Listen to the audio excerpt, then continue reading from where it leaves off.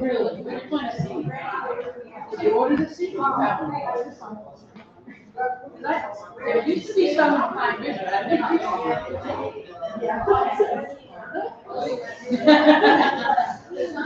seen it. I always try to get the garden off the river. I always have it practices.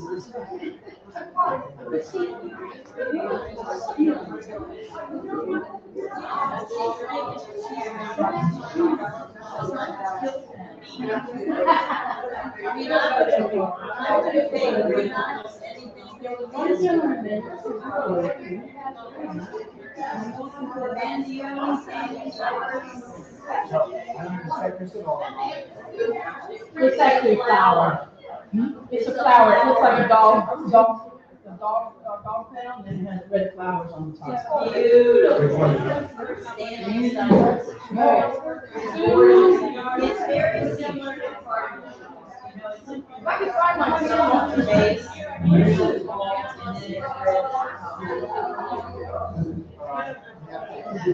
coming up? Okay. All right, it's you.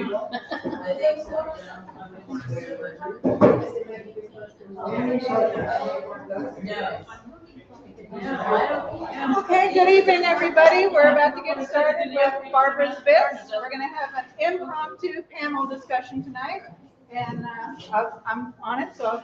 And Sue. So. She's coming.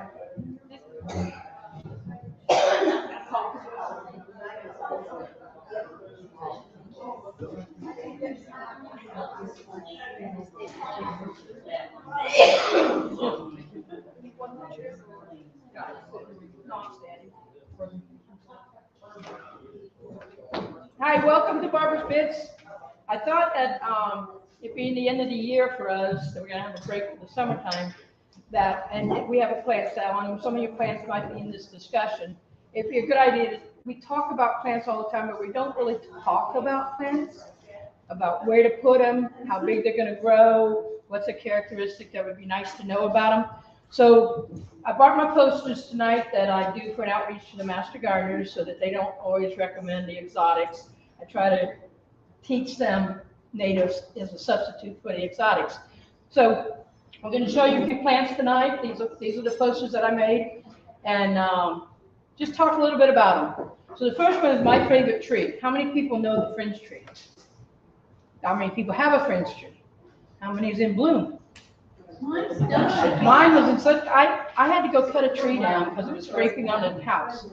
And I would have never known it was in bloom if I didn't have to go over and cut that oak tree back. So it was in full bloom, and it's as tall as the top of the house. It's over the eave now, and it was just a beautiful mass of white flowers. They're little fringe-like flowers, and they come onto your tree before the leaves. So it's very, very showy. So what do you ladies think? What do you think about the fringe tree? They smell amazing. They do have a good smell. They do? And It's an understory tree. I would not put it out in the sun. Right. I would put it under another tree. And if you ever need to plant something in memory of somebody, it's a wonderful tree. Mine is in memory of a sheriff's deputy from Citrus County that I knew from high school, and he was one of the reasons we moved here. Very unassuming person. Big, tall, imagine a big, tall, big football player, scary dude from high school. So imagine him as a sheriff, but very unassuming. And I knew I needed to plant something that was on when he died. And I picked a fringe tree because when it has its green leaves, it looks like, almost like every other tree. But it's unfortunately it's deciduous. But when it starts to have its fringe, it's just magnificent. yeah, what's the mature height, you think? 30 feet. Yeah, maybe 30. They're a very slow grower. Slow growing. I put that one in 1997, and it's just reaching the eve now. I've got 2 more since then, actually 3 more. Are they still available tonight? I believe so. I know they're on the list, whether they're available, but they're a little expensive, but for what you get from it, it's fabulous. It's not going to be a shade tree, and what she means by understory is it can take morning sun or afternoon sun. So generally you'll see them under the edge of an oak tree or pine trees or something like that. So that's what understory means. It can't tolerate full sun all day. About 10 foot tall? 30. 30 feet. It can get, but it's gonna take a long time to get there. Not in our lifetime. Yeah. I'm only gonna live to 100, so I guess I ain't gonna see it. Well, you have to buy one in a 15 gallon at least. I think it's what, $32 in a 3 gallon, so, and I've paid $50 in a 5 gallon. I initially got mine, and I'll have to go check to see if it's blooming, because it wasn't last year. It's still young, but I did it because I wanted to do a moonlight garden around. There you go. Where everything's like white flowers, and you kind of like see the. White, silvers, and blues, you can make a nice moonlight garden. But it might be this year. I mean, it's young, but maybe. Okay, this, Rebecca had a question. okay, Is it okay if it doesn't get morning and evening sun, can it be under full canopy Yes. all yes, day? yes. Okay. The sun that is gonna have a hard time tolerating all day sun, but our hottest sun is between like, I'd say 12:30 to 2:30. That's your hottest sun. So if it's called an understory plant, you don't want it to have that 12:30 to 2:30 sun. So either morning sun or late afternoon sun. About wet areas, does it like water? No, no, not at all. Okay, we have some other trees. These are very, very fragrant. This is the two magnolias. Sweet bay magnolia and my S came off, but southern magnolia. Now, the difference between the two, there's a lot of differences. They're in the same family, and they have a similar flower. The sweet bay has a smaller flower than the southern magnolia. The southern magnolia flower get that big and fragrant like crazy. The disadvantage is the seed pod. Don't step on them. So Sweet Bay is very more moist conditions. The southern magnolia still is kind of a hammocky tree, so they don't like it like super dry, but they will tolerate a lot of dryness. yeah, so it can be in a regular lawn. And I was just gonna say, do not plant it where you're gonna have to mow, because you're gonna have lots of leaves. Leaves fall. And It doesn't go to seed citrus, pods. but it changes out every leaf in that year's time. So every leaf falls as a new one comes on. But the seed pods are about that big, and generally when they fall, they're brown with, you'll see the red berries in there. A lot of wildlife feeds on them. What's the detriment to the other one? No detriment, they're just nice. No, the sweet bay, Detriment. the sweet bay seed's only about this big. Where the magnolia seed is about that big. The tree or the seed? The seed. The seed pod. The trees are very strong, they don't break very easily. Very little prune, I wouldn't even prune them at all, never top a magnolia.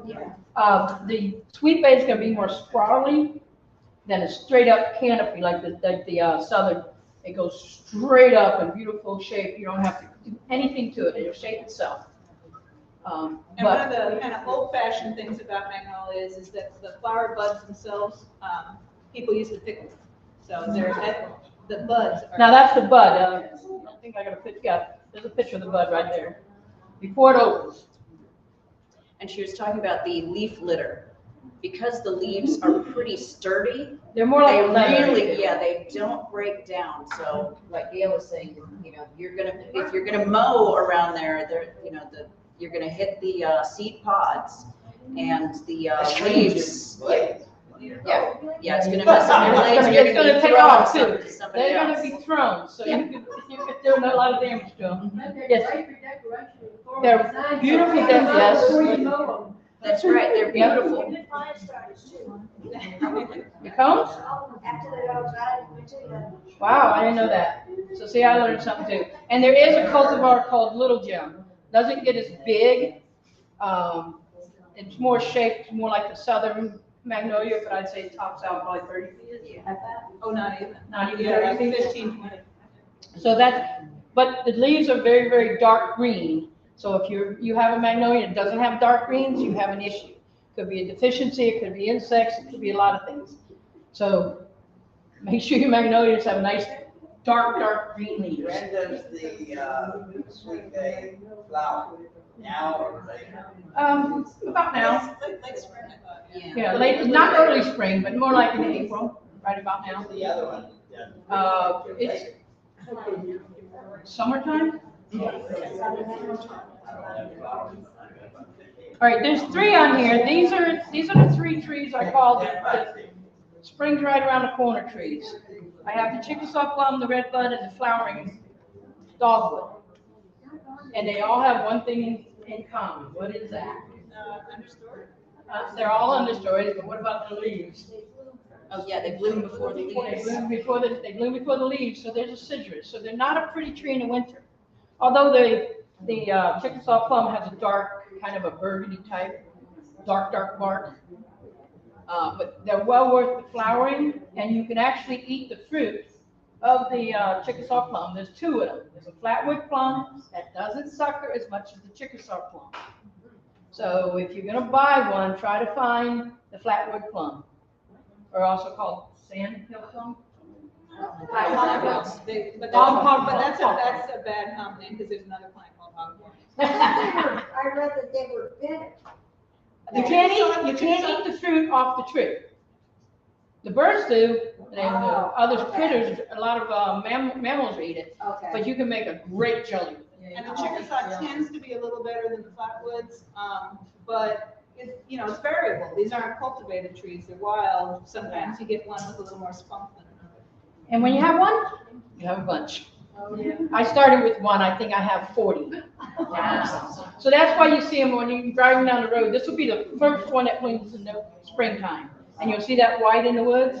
You don't see just one, you see a bunch of them, because the seeds are carried off by the animals. They're scarified by the animals chewing on them. They don't eat the whole seed, or sometimes they eat the seed, process it through the digestive system, but it still can germinate at the end of the system. And Chickasaw tends to thicket, so you get suckers growing up. Flatwoods tends to grow as a single tree. Right. Redbud. Beautiful pink flowers. Again, before any leaves come on the tree.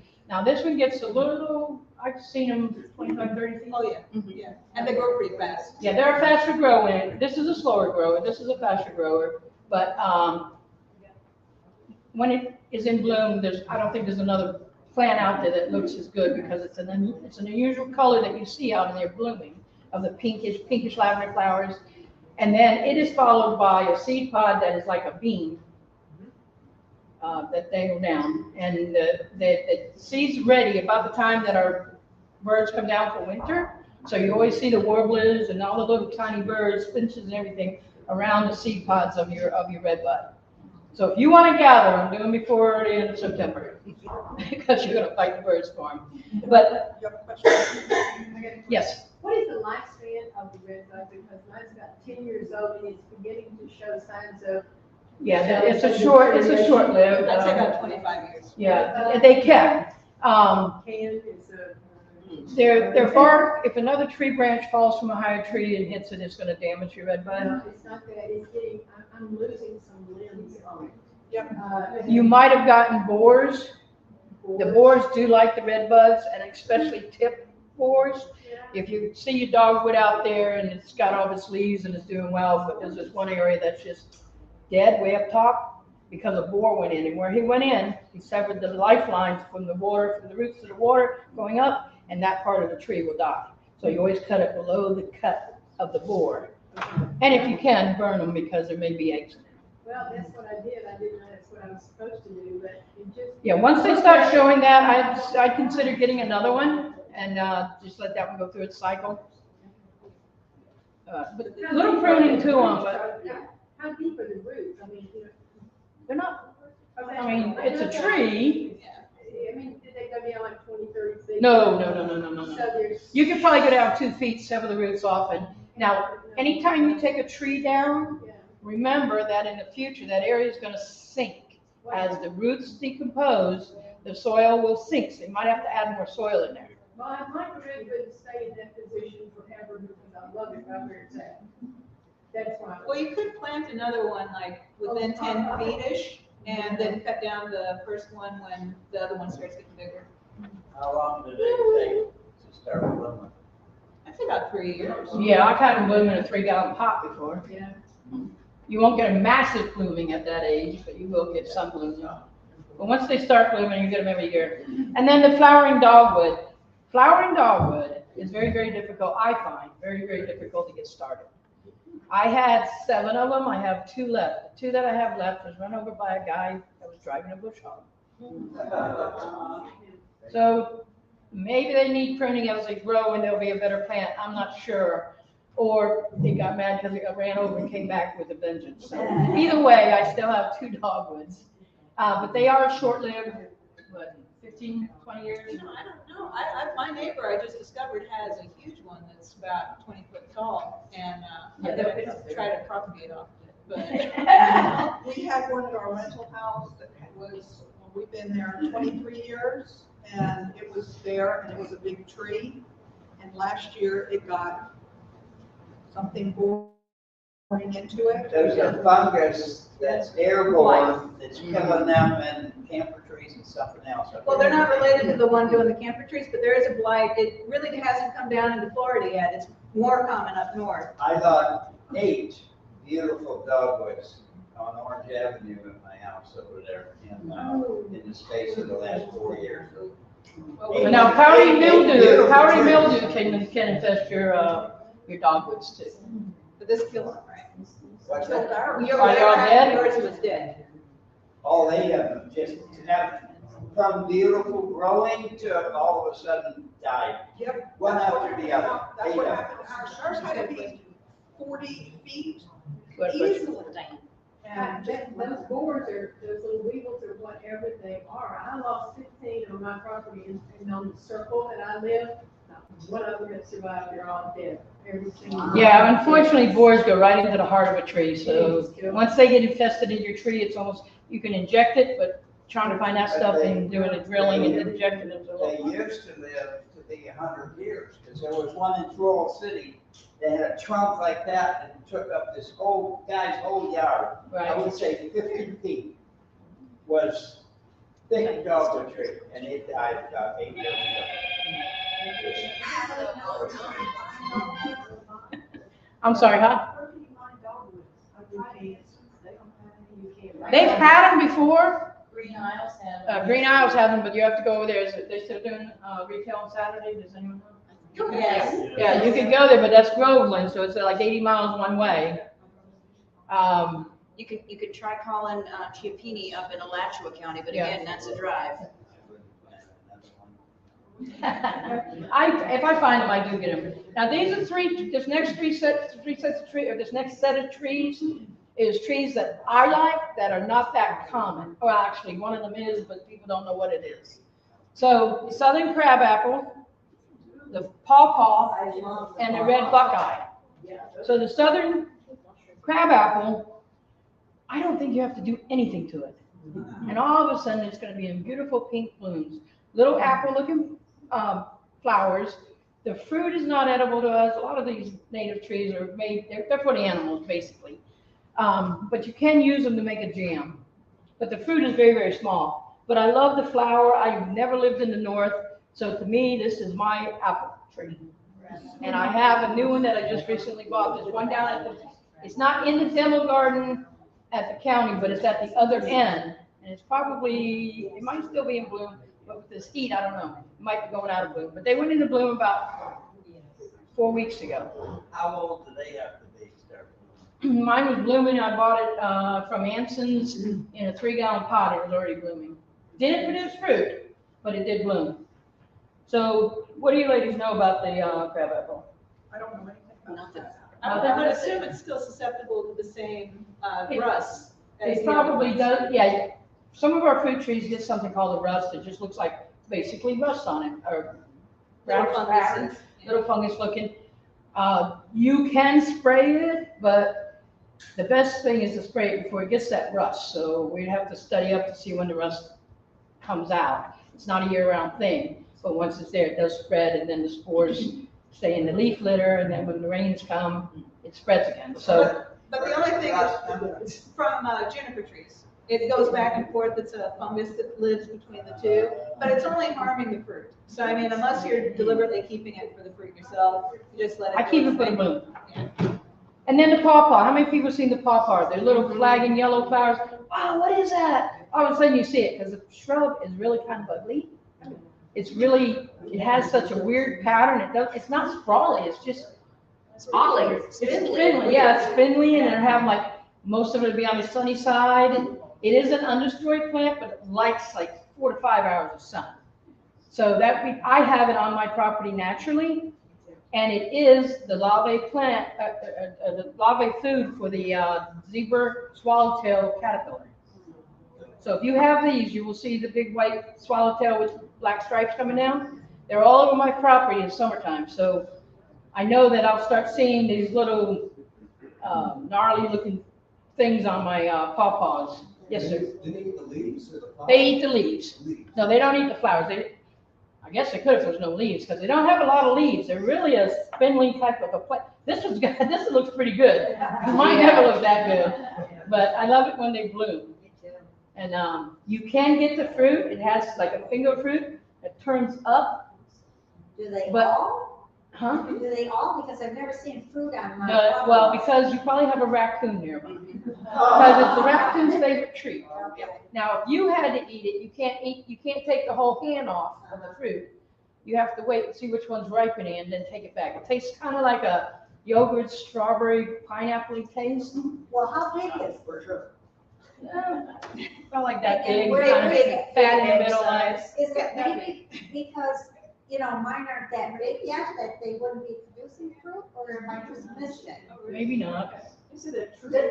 It's a shrub, but they're considered a small tree. Well, Florida has about a dozen native pawpaws, including the one that is native to upper United States, but we barely get that one in Florida. It's not really grown here. The ones that we get here are adapted for very hot, Sandy sunny. environment. Yeah, so ours are kind of shrubby. There's one that does get maybe 20 foot tall. But again, it's still Mine's kind of, about 10. yeah, well, the carpet flora is kind of a tree shaped one. Yeah. But again, it's not like a tree, it's kind of like a tall, skinny stick. It's a tree like Charlie Brown's Christmas Yeah, tree. It's a exactly. tree. Mine are.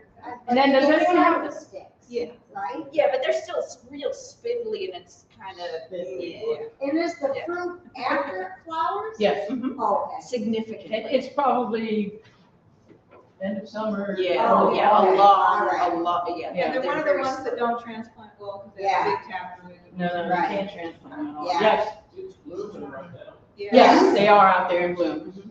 And they're pollinated by flies. Oh, goodness, mine are popping. So that means they don't smell too good. Yeah. Is it the same thing as persimmon? Wait a minute, what? Is it the same thing as persimmon? No. The leaf is kind of, it dangles, and the flower really dangles. When the wind blows, that's why one of them's called a flag pawpaw, because the flowers are really long and they flow in the wind a lot. But I have probably 50 of them on my property, and I don't do anything.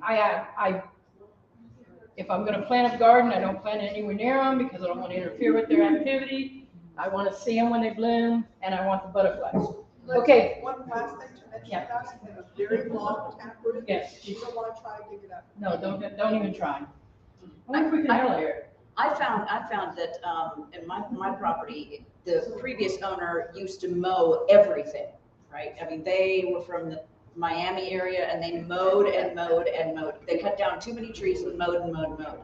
Since I don't mow much, I've got pawpaws coming up all over the place. So that's a testament to their super deep taproot. I mean, we've bush hogged areas and they still come back up from that super deep taproot. They don't grow fast, and sometimes they will get eaten down to just another stick from those zebra swallowtails. But it's okay, they'll be back.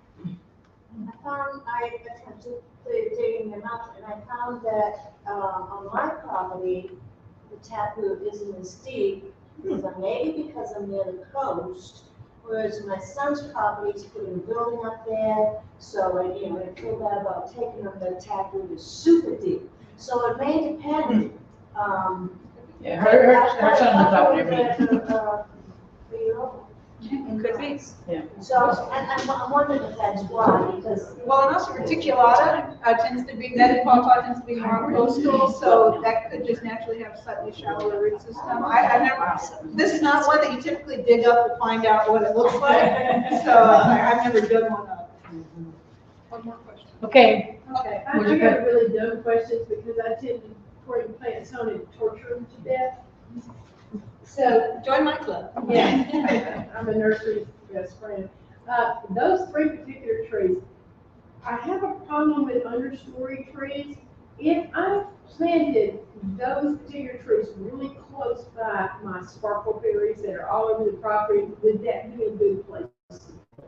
I would say no. No, why? Sparkleberry is an understory. Yeah, it is, Yeah. it is understory. So how would No, your in the sparkle, same sort of area. but what's the overstory of your? Oak trees. Oak I trees, got oh, yeah, yeah. yeah, if the So sparkle, if I planted them in. that's similar area, but not with them. That would be a good location. Yes, I'm not talking about by the home, but in that Okay. area. That kind of environment, Okay. yes. All right, well, that helps. The red buckeye tends to be a little more moist. Yeah, you'll not see these by the hydroponic, waterway. but Mesopanic, so that one maybe not so To my much. husband who farms.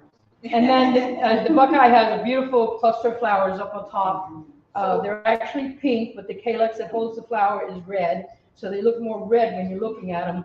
And they do get a fruit. I've never eaten them. But I'm sure the wildlife does. But this is a slow grower. This is very slow. Probably the slowest of all of these. And they're deciduous. Yes. So when they come up, when the new growth first comes up, he looks sort of like a pot plant.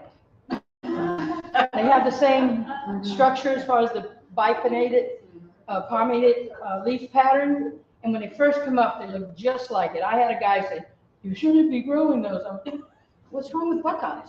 Why do you call it a buckeye? Isn't that, you know?" No, it's not. I'm lucky I was there. He might have harvested later. I say, the pot is not native, so the pot looks like the buckeye. Not the other Okay, way. that'll work. Yes. I have a buckeye question, because I was recently gifted one, and I have yet to pick the spot for it in my yard. And there has been some debate about its maximum size. So what is your experience with them in our region?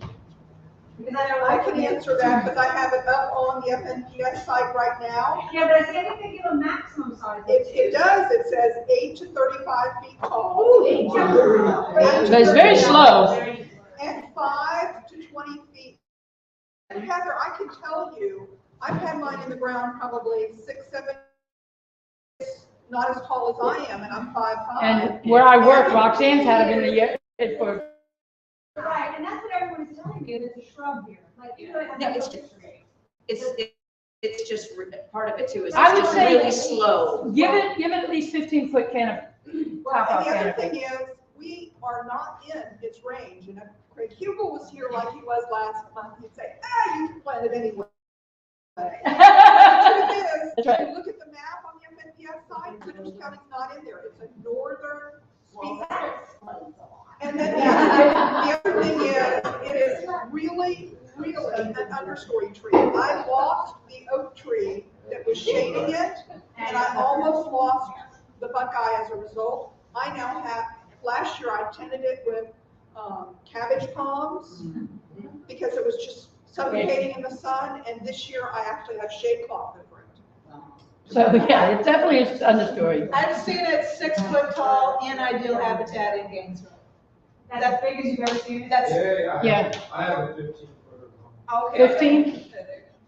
I've seen it bigger than that in Orlando, so. Okay. But didn't he It say? doesn't, it does go all the way down into the Orlando area, you'll see across the street from it. Okay. So, but they. Take your chances, but I wouldn't put it too deep into the shade, but I'd give it 15, 20 foot at least. Yeah, you're only gonna get about a foot, maybe a foot and a half a year growth out, that's it. Most years you're gonna get a foot, so. Yeah, I planted mine in the where it shouldn't belong, and it stayed about a foot for the last 5 years.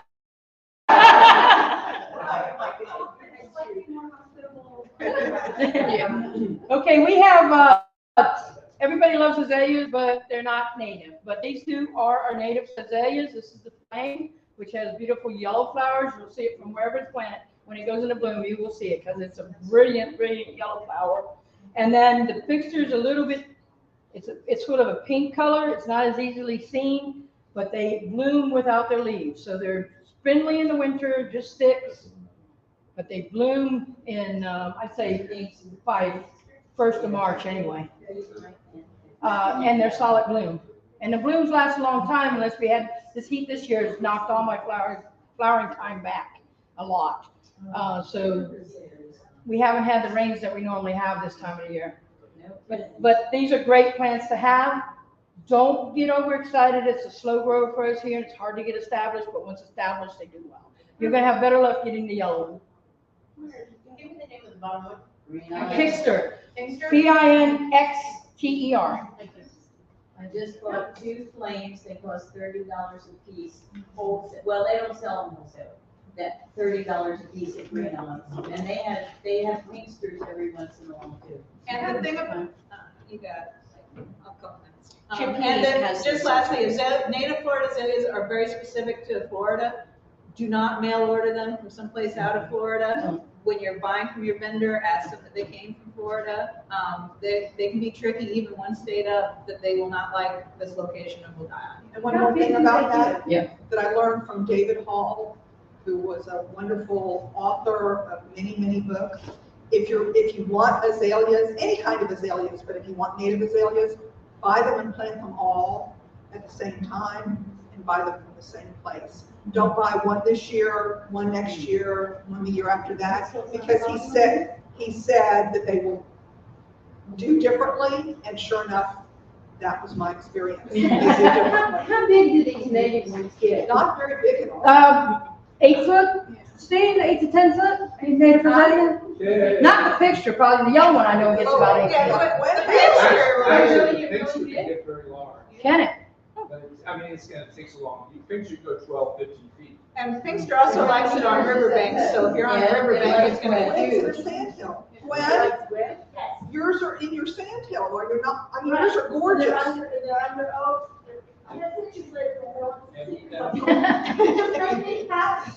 are, The when things you're that people gorgeous. don't understand about Pinxter, actually it's a pine flatwoods. Yeah, Okay. it grows wet pine flatwoods. It's not necessarily the yellow one's a chemical plant, but this one's actually in pine flatwoods at Perennial. That's the one I was beginning. Okay, we're gonna do one more because I'm running out of time. This is one of my favorite shrubs, the oak leaf hydrangea, deciduous. And when they bloom, the flower is not round like your normal hydrangeas that you get at the store. They're sort of coned up. So it's a bigger top, it's like a top-down flower, but stays on your plant for a long, long time. They come out sort of pinky, turn to the white, and then they turn to the brown. And they're used in arrangements, flower arrangements. They get the winter-fall color of the burgundy red leaves. And what else? They're an understory tree. Shade. Yes. What did you say? Deciduous, yes. Yes, they are. Actually, in early spring, you'll start to see the tip of it start to turn green and curl. And then they haven't flowered yet. They're just putting out their leaves now. So they do some will bloom, I don't know, without leaves. Mine always bloom with leaves. But they are deciduous during the wintertime. So, it's more of a habitat plant too, Yeah, right, it Steve? likes moisture. I put mine at the bottom of an inclined slope and then I watered it consistently every time I saw it look a little droopy for a year. And now it's on its own, completely does its own thing, doesn't show any signs of drought, stress, or anything. And it also gets a unique bark. It has a exfoliating bark, which means it feels as the plant grows, the bark stretches until it can't stretch anymore, and it peels off and another bark's underneath it. Similar to sycamores, crepe myrtles, some other plants, Bradford pears do it, and you get that color bark of white to brown to orange. So as they get bigger, they get more attractive with just the bark. So you do have that in the winter when everything else is off of it. Okay, ladies, thank you very much. Welcome. Hope you learned something.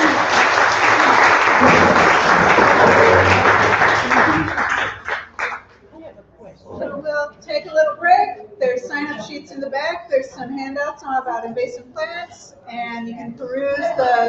plant table for the upcoming drawings, and there's some snacks, it looks like, if anybody's thirsty or needs a little snack. Oh, it's probably, is it corn honeysuckle? Looks like powdery mildew. Spray with the basic, first time I ever spray with the basic fungicide. About 2-3 weeks in a row. Yeah, all the way over. And then, see what's up.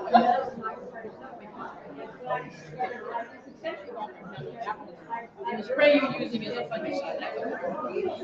You're not using it. You can.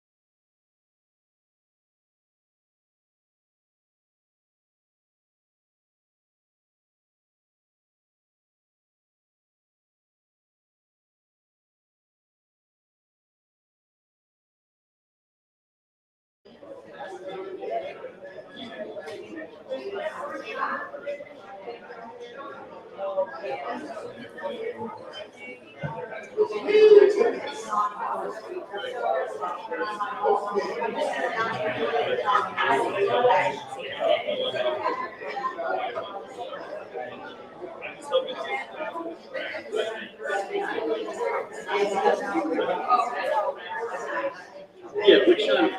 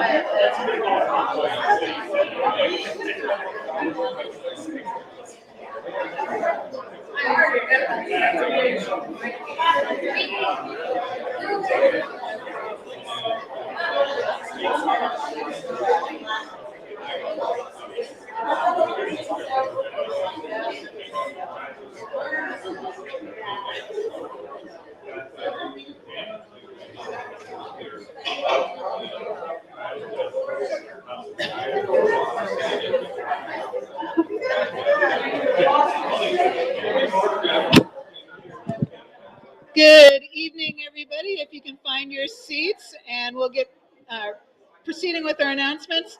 I just want to say welcome and happy National Native Plant Month. April is designated as Native Plant Month. Florida Native Plant Month is in October, so we'll be seeing you then in the fall. But before we get going with our announcements, Donna would like to mention something about our chapter survey. We are doing a chapter survey tonight. She'll be handing them out after I have a word with you. We are going to give out blue raffle tickets. So you're going to go to the back and hand me your thing. We're going to draw tonight. Nancy's donated a $10 gift card and a $15 gift card. So if you hand me in your survey, I will give you a ticket. We'll do a quick drawing at the end. It's really important to get these surveys going. We really want to know what will make you guys happy. What do you want to do here? So we're doing this so that we can get your interest out there. So just, quickly fill it out and get it to us, and we'll give you a ticket, and 2 people will get gift cards tonight. Yay. All right, so she'll just be handing these out. Okay, so Kay, do we have a membership report?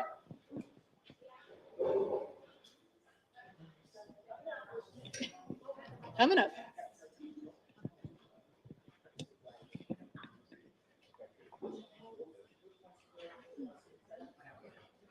We have 7 new members in a business in last month, and we have 149 members. We have 3 businesses and a student, so that makes our membership 153. And if you're interested in joining or you want information, I can either help you sign up tonight or you can do it online. I will take work at the front and answer your questions if I can to help. Thank you, Kay. Any questions about that? Okay. Yeah, I do want to say that we were very pleased to have the Cypress Village Property Owners Association. So actually one of these kind of HOA groups that actually wanted to join the Native Plant Society. So yay. So do we have, yes, sir. In Cypress Village? Yeah, and we briefly discussed possibly having our plant sale distribution down there, but it is kind of a little bit out of the way. But who knows what the future may hold for our involvement with the Cypress Village. Are there any new members here that are receiving their new member packet? We have one? Are you, okay, you get to pick first choice off the plant table before anybody else gets a whack at it, so go right up and pick something off the plant table. Yeah. Unless you want to wait, and then somebody will get your favorite plant.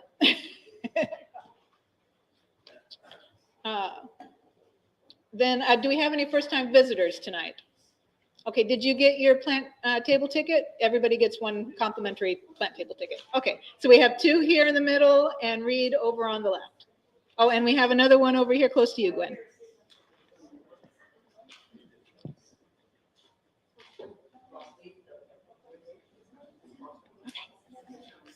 So yeah, if there, I don't think we have any that are 2 plants to a bag tonight, but if there are 2 plants, you get the bag. And we'll be holding the drawings throughout the evening, so have your tickets ready. If anybody is unfamiliar with how this works, it's a fundraiser for the chapter, and we have people come in and donate native plants. So everybody can get a chance at bringing something new to their yard. Gwen handles the tickets at the door, and then we'll do the plant drawings throughout the evening. Any questions? No. Okay. All right, so let's see.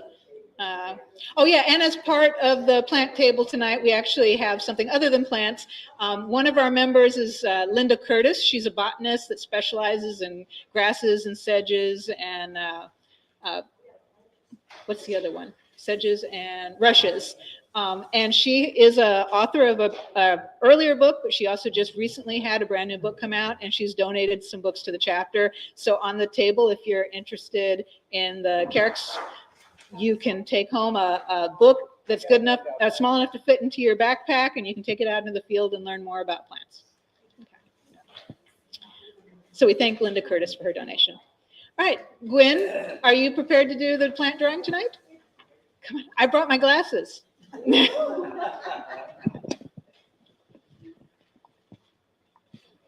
Donna, how many plants do we have? 38. 38. So we're doing like 12, I guess. Ish. All right. 288, 828. Last 3 digits, 828. Yep. All right.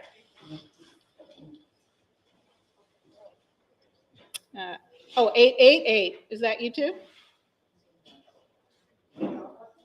888? There we go. 872. Dig a little deeper. Oops. Oh, that one. Put my glasses back down. 830. Oh, Roger again.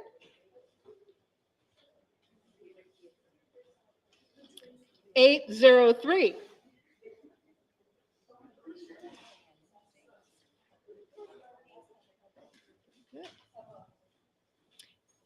831.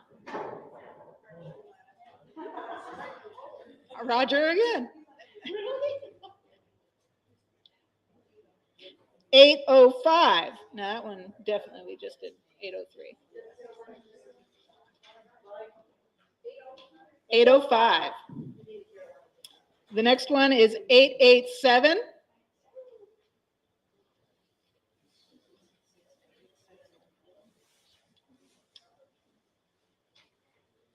842.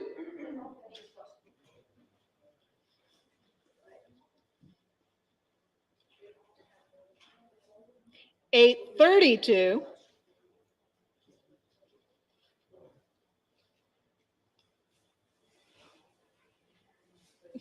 I got 2. All right. 814 and 885.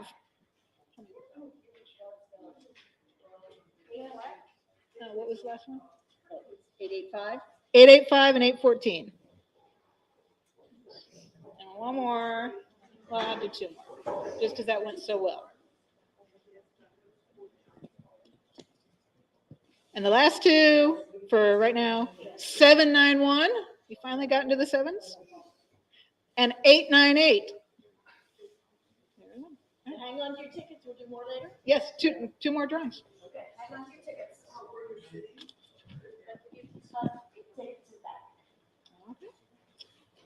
Okay, so for this evening, we're going to do Plant of the Month with Joy, and she's going to elaborate a little bit more on those native azaleas. Do you want the microphone? I said, stole my native azalea I was going to do here, but I did this PowerPoint and you're all going to have to see it. So I'll get it up here. But one reason I thought this might be an appropriate talk, I went to the Marion County Master Gardeners Spring Festival. Anybody else go? Okay. And as I was going in, I was watching everybody coming out carrying pinkster azaleas. And I started asking some people, I says, hey, what's that? You know, what is it? And they couldn't answer any questions about it. They were, oh, it's just a native azalea. And I thought, those poor plants, how long will they live? And so I thought this would be an appropriate one to talk about because evidently everybody wanted them. And of course, they were blooming when they were buying them. So they thought it was something that would be really nice to bring home. And I think they'd probably be real disappointed when all the blooms would fall off in a couple days. That was probably the end of those blooms. So anyhow, native Florida azaleas. This is a pinkster in my yard. I was so excited. This bloomed in 2020. I planted it in 2019. Ran out to take a picture, and the stupid butterfly got in the way. So I just kind of happens sometimes. I'm taking the picture of the plant, and something will, get a photo bomb there. So that's pretty nice. So anyhow, there are other Florida native azaleas. Good information, of course, in Craig Hugel's book, probably one of the best ones I found for shady yards. There's the Alabama azalea, which is, I think, in like one county, and it's very rare. It's a white azalea, and there's just a little yellow in the middle, in the throat of it. So you won't really see that. Evidently, all of these are for sale someplace because Craig Hugel in his book said he's south of us, but he's had he's grown all of them in his yard with the proper conditions and care. So anyhow, the Alabama, it's rare. It's a white one. Florida flame azalea, I'm going to talk a little bit more about. We already talked about that in Barbara's bits, so I'll elaborate a little bit on the ones in my yard and how they grow. And of course, the pinkster, which is very popular, which everybody was taking away from the spring Master Gardener sale. I think she could have probably sold 5 times as many as she had there because they were just wiping her out. So taking them, and they weren't cheap. So, and then Chapman's rhododendron is endemic to Florida. It is state and federal endangered species. And again, small area in the northern part of the state is the only place you're actually going to see that. And it looks more like the picture. If you go to the FNPS website or you go to the Plant Atlas, you can see pictures of all of the others. But it looks more like the Asian azaleas. Flower is a little different. One resource said it was evergreen. Another resource said it was deciduous. So I don't know. Craig Hugel said it was evergreen in his yard. So maybe if it's farther south, maybe it doesn't lose its leaves. Is it evergreen? FNPS said it was deciduous. And see, I was sold one and it's deciduous, so I don't know if I sold the wrong thing or if it's deciduous. Like I said, I read 2 different places.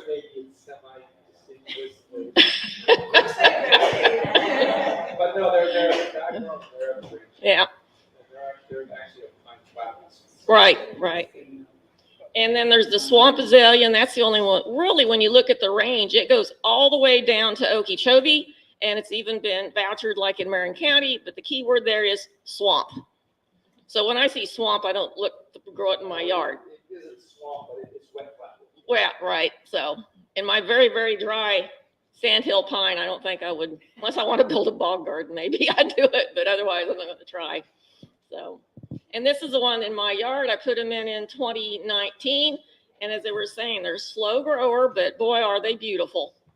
So, and they really make a statement out there. So, and mine is now probably about my height. So that's not been bad, but the thing about it, when people were coming out and they're saying, oh, I bought this native azalea and it doesn't look very pretty most of the year. They're not much of a, you want to put them out like as something to really show off in a yard in front of everything.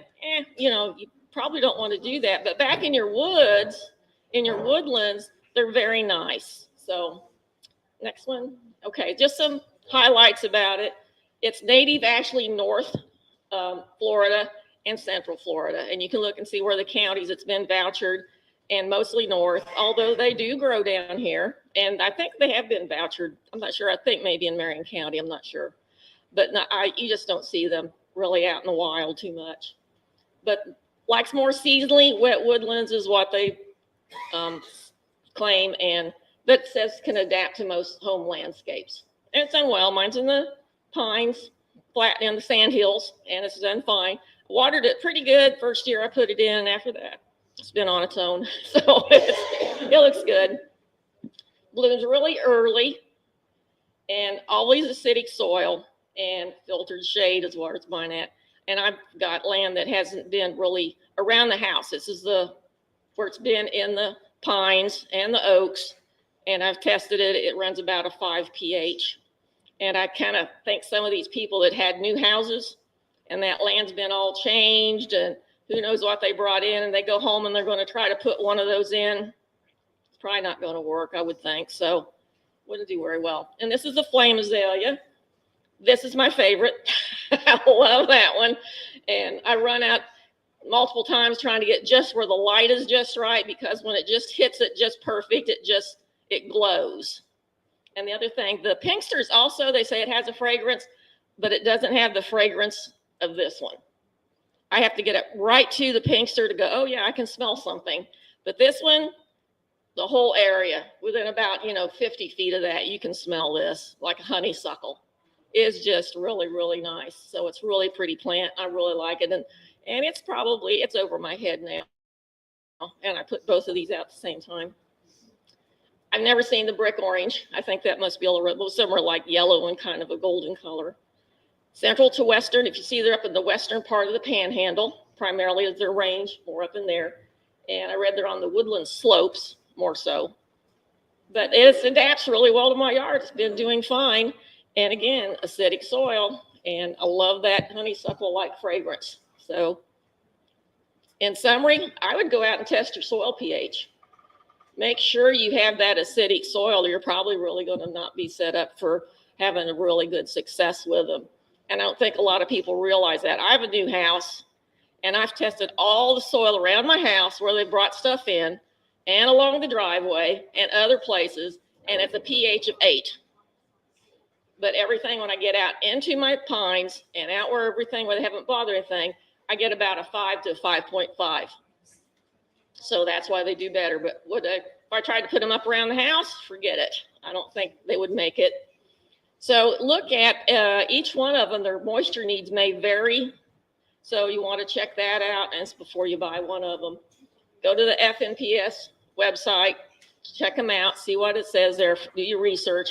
And you should have bought Craig Hegel's book last month. All of them, because that's one of the best, or his blog also usually has a lot of information in there. You can't go wrong, listen to that. So, okay, so any questions, or has anybody else got comments about having them in their yard or how they do? I was just going to say on that swamp, it's unique in that it doesn't flower in the summertime.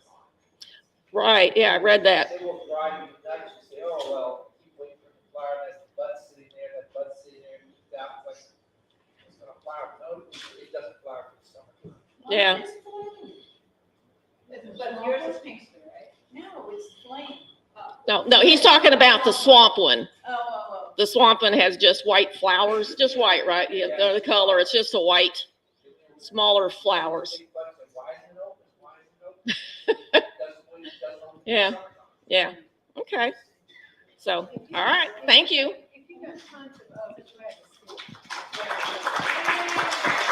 Thank you, Joy. And Joy is still looking for plant of the month. Huh? She needs somebody for October in the fall. And I will remind you, this is our last official meeting. Oh, yes, Jane. You have a volunteer. Jane. We'll be But this is our last official meeting for the spring. We'll be back meeting in September. But you can see Joy if you'd like to do Plant of the Month at any point. Jane, who's handling our refreshments, would like people to volunteer to help bring a snack or two. And she's looking for people for in the fall. And we'll still have our member potluck in May, and probably a couple little activities over the summer for the members, like the plant swap.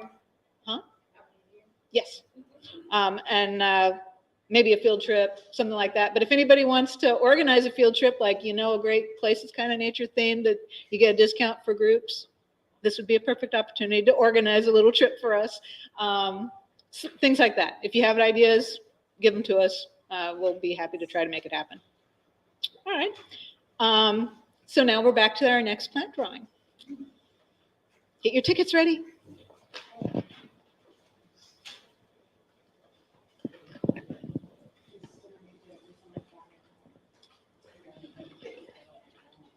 Hmm?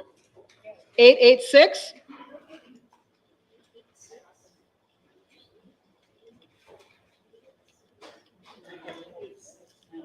858.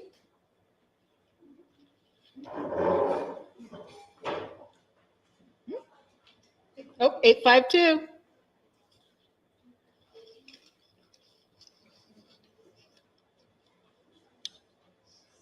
874. Oops, that's the one. Yep. 760.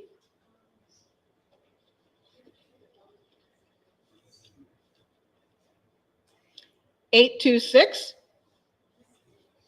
There he goes, Roger. How many tickets did you buy? Just bought the right one. Yeah. 824. 1,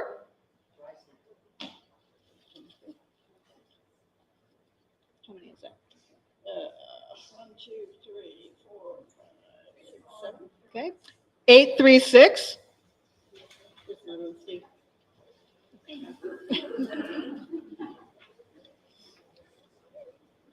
867.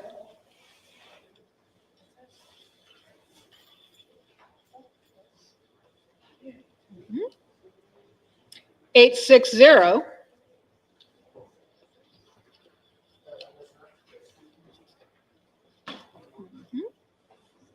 797.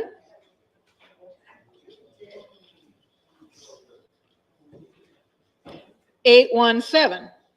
How many about that? 12 or something?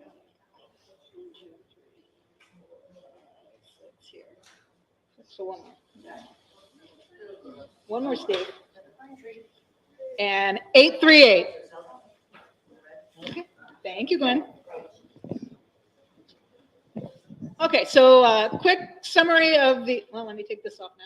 A quick summary of the events coming on is Barbara's got a weeding day coming up on the 8th. That's to get everything kind of nice and spick and span at the, at the Master Gardener Native Plant Garden at the IFAS Extension Office. So they're having an Earth Day celebration at the end of the month. So we want to get it looking nice and presentable. So if you'd like to volunteer, see Barbara, but it's going to be at 8 a.m., right? 9 a.m. 9 a.m. this Saturday at the Extension Office. We have 2 field trips as normal. The iNaturalist one that I lead will be on April 11th at 8 a.m. We'll be meeting off of Highway 44 across from Bower Road. So let me know if you're coming. And Ben will be doing the Janet Butterfield Brooks Wildlife Education Area in Brooksville on April 19th at 9 a.m. So you got to RSVP with him. That's a site that doesn't normally allow, it doesn't allow public visits. You've got to have a group organized. So it's a nice special little activity for us to go do. Then also on the 16th, we have the plant salvage. We're going to do that again. That went out in an email. If you've already participated and done your liability waiver, you're welcome to come back. I would like you to RSVP so I know. But if you are interested in doing it on the 16th, contact us via the email and I'll send you the liability waiver. You have to print it out and bring it with you so you can participate in that.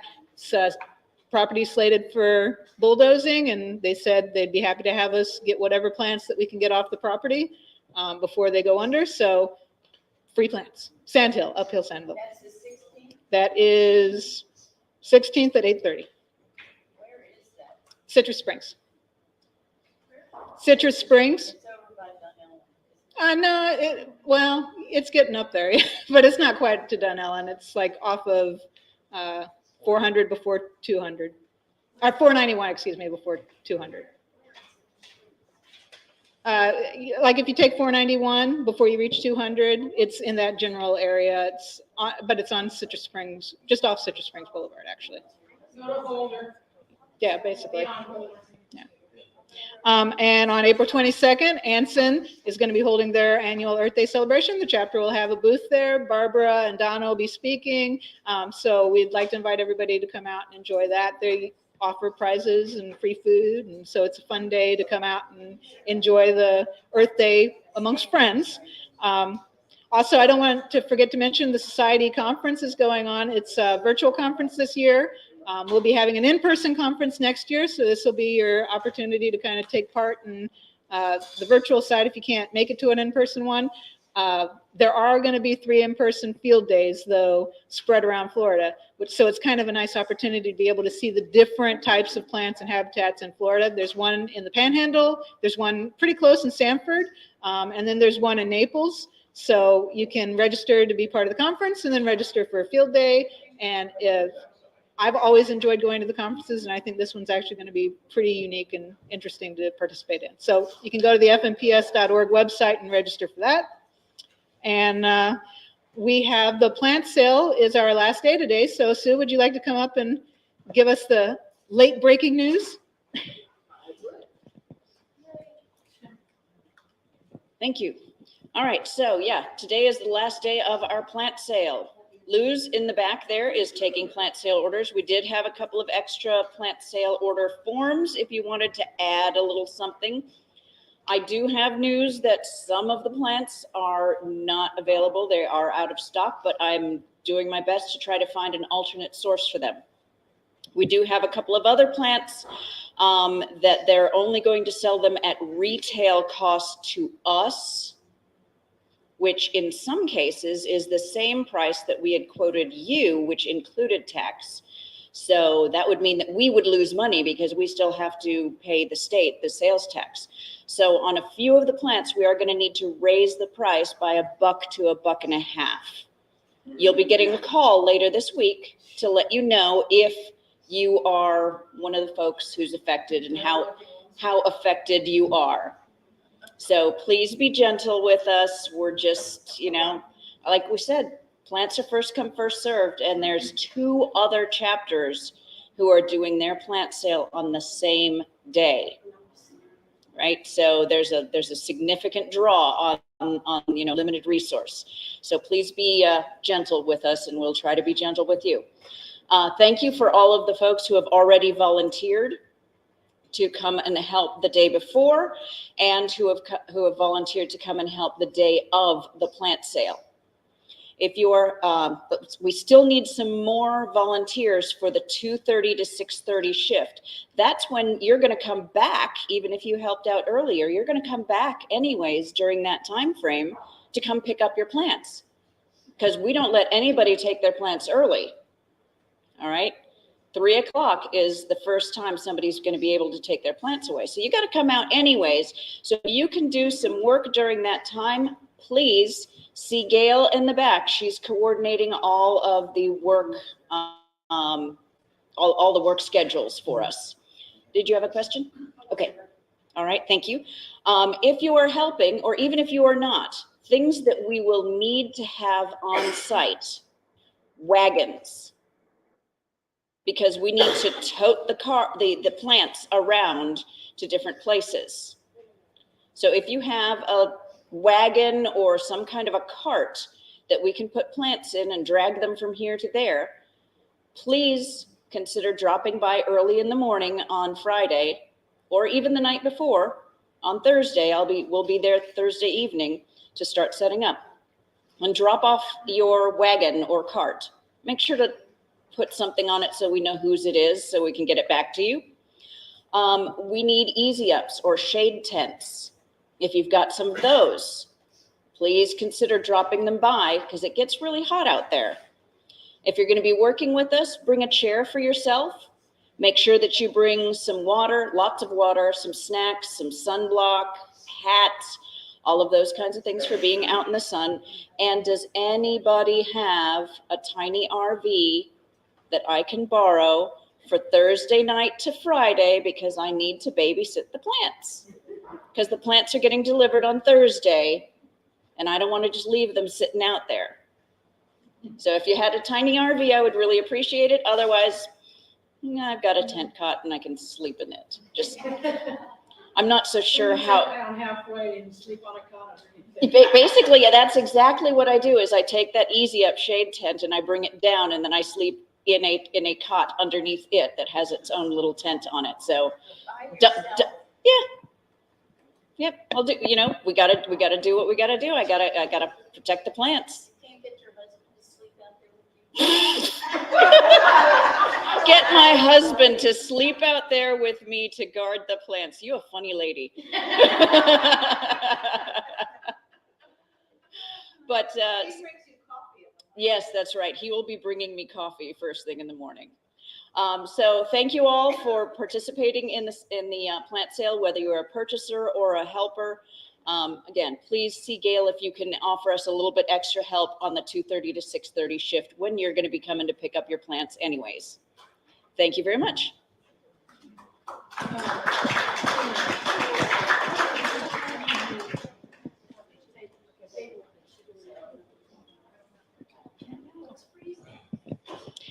Okay, so is there any business from the floor? Okay, all right, so we'll do our final drawing. How many plants do we have left? We have 18 things on the table, including The books. Okay. We have 829. Good plan. Somebody rub Roger. He's good luck. 812.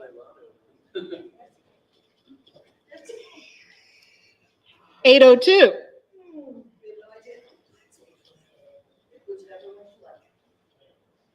811.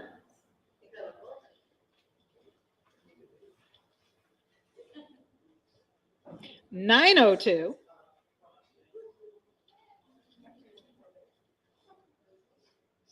810.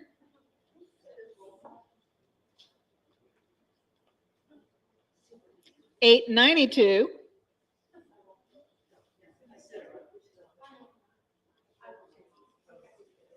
795.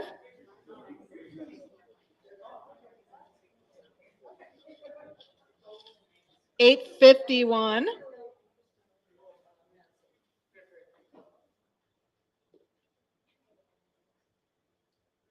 856.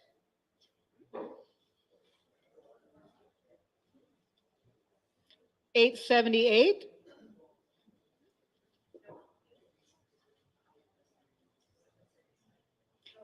827.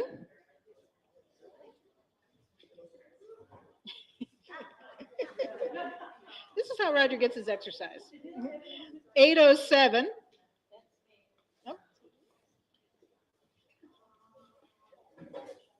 900.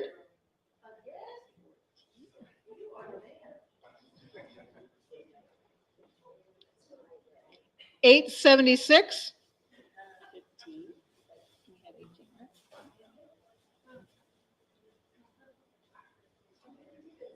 796.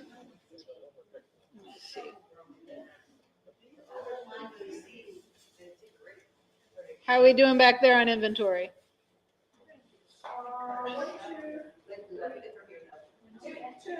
Two.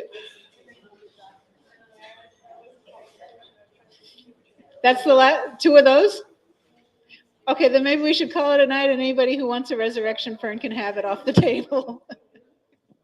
Okay. Are we good? Okay. All right. Thank you, guys. Donna, do you need to do your? No, we'll wait until to the, we need some more people in. Okay, until the speaker's done. All right. All right, so I would, does anybody need a break? Or are we good to go? All right, we're good to go. All right, so I'll put my glasses back on. All right, so tonight we're going to talk about the problem with invasive plants and what we can do about them. Florida's plants and animals depend on biologically diverse plant communities for food and their shelter. Invasive imported pest plants upset this balance and displace both plant and animal species. Once in Florida, absent the conditions that keep those plants in check, back in their home range, some of the plants can get out of control. And you may already be familiar with coral ardisia or Mexican petunia or skunkvine, invasive ferns, and air potato are the dreaded cogongrass. This presentation will introduce methods for managing populations of invasive plant species on public lands and in your landscape. And the presentation tonight is by Heather Sharkey, who is an ecology park ranger with the Florida Forestry Service doing invasive plant management in the Withlacoochee State Forest. She got her start in land management as a volunteer with the Florida Fish and Wildlife Conservation Commission in 2011.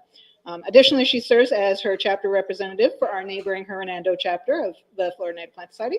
And she volunteers her expertise on their field trips and at the Nature Coast Botanical Garden. So I'd like to introduce Heather Sharkey.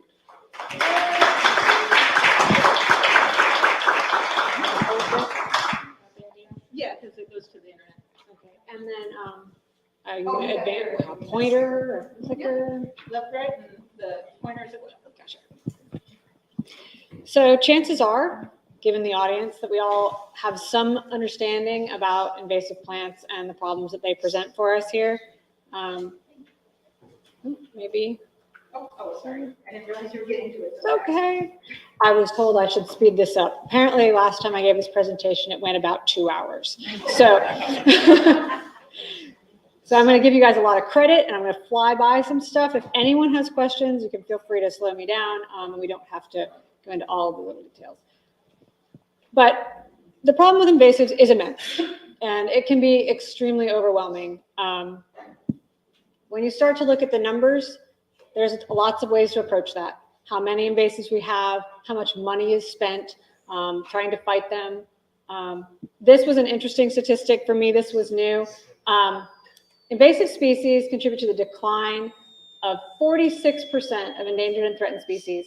And for a whole lot of those, invasives is the main reason for the decline of those native species. So they're causing things to disappear. There's a lot of impacts from invasive plants, both ecological, the idea that they're disrupting plant communities and reducing biodiversity. Lots of economic impacts, of course. A lot of that's in agriculture. But there's even health and safety concerns. Really changes the fire regime, can cause fires to be much more aggressive. And if you're really on the anti-invasives train, you can start getting into some more like specific health risks that are associated with specific plants. But that's not usually what most people are thinking about. So how did we get here? They were brought here. Whether we did it on purpose or whether we did it on accident, people are the main reason that we have invasive plants. We bring lots and lots of things with us, mostly ornamentals. And of those, there's a good number of them that do all right in our environment here in Florida. And they get established and they persist and spread a little bit. They don't all become problems, but the small percentage of them that do become problems, when you start with a really big number, that becomes a sizable problem. Another interesting point that I found in doing this research, 30% of the plants outside cultivation are non-native. And to me, that was kind of shocking. Now, I'm sure that that's a biomass thing, not a diversity thing, because obviously our native plants are extraordinarily diverse and they're going to be smaller and occur in like lesser numbers. But those really aggressive ones are making a huge impact on our surrounding forests and stuff. So also increased disturbance in urban interface. She's talking about a new development that's going in and how many thousands of homes are in that community. Urban interface is probably one of our biggest introductions of non-native species. And disturbance, a lot of these plants are very aggressive and appreciate having a little bit of a wedge in the door, right? Like they find it a lot easier to establish themselves in a disturbed environment rather than a whole pristine ecosystem. We're also seeing range expansions and stuff with climate change. So that's another factor that's driving things to get worse, really, is what we're looking at. So it's somewhat intuitive with climate change.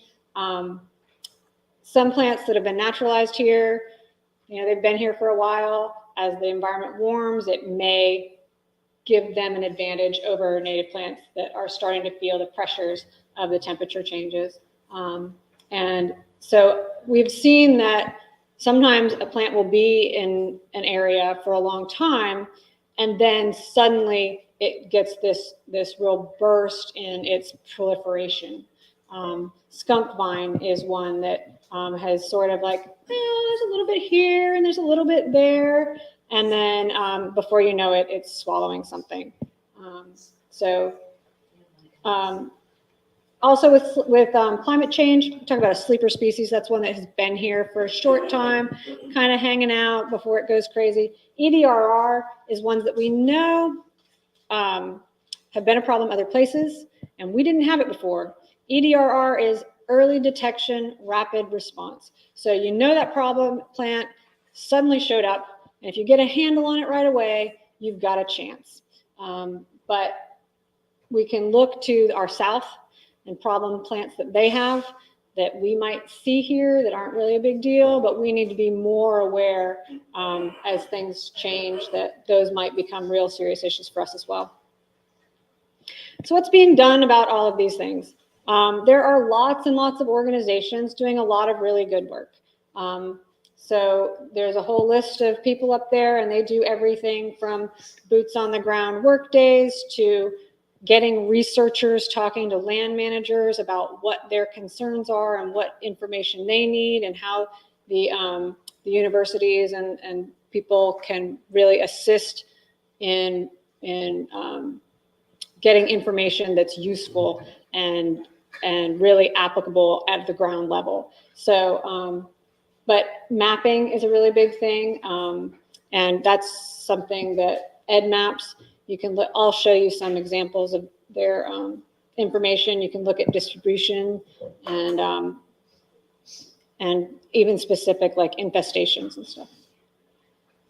So there's a lot of different things going on, and it all feeds into each other. Research drives land management decisions, and mapping and plays into how treatment actually gets done on the ground. So this is just a workflow chart showing like all those things feed in together, but my job is actually in red. So this is some of the things that go on at the Forestry Center in treating invasive plants. And this is what my job looks like. So this is Croom, and I apologize, I didn't specifically change the slide for you. But the citrus tract looks a lot like that. It has the measles. So each spot represents a specific infestation of a specific species of plant that we treat. We track 72 invasive and a few other non-native that haven't been classified as invasive plants on our forest. The whole forest, over 20,000 points, but Croom tract has a little over 5,000. Citrus looks a lot like that. It's very close to 5,000 points. And there's 4 of us out there all the time fighting the good fight. We use a lot of herbicide. We use equipment to do it. We sometimes do backpacks. We're sometimes doing hand pulling. There's a lot of techniques based on the specific species that we're dealing with. What are you putting out there? Right there, that's glyphosate and imazapyr. So that's cogongrass.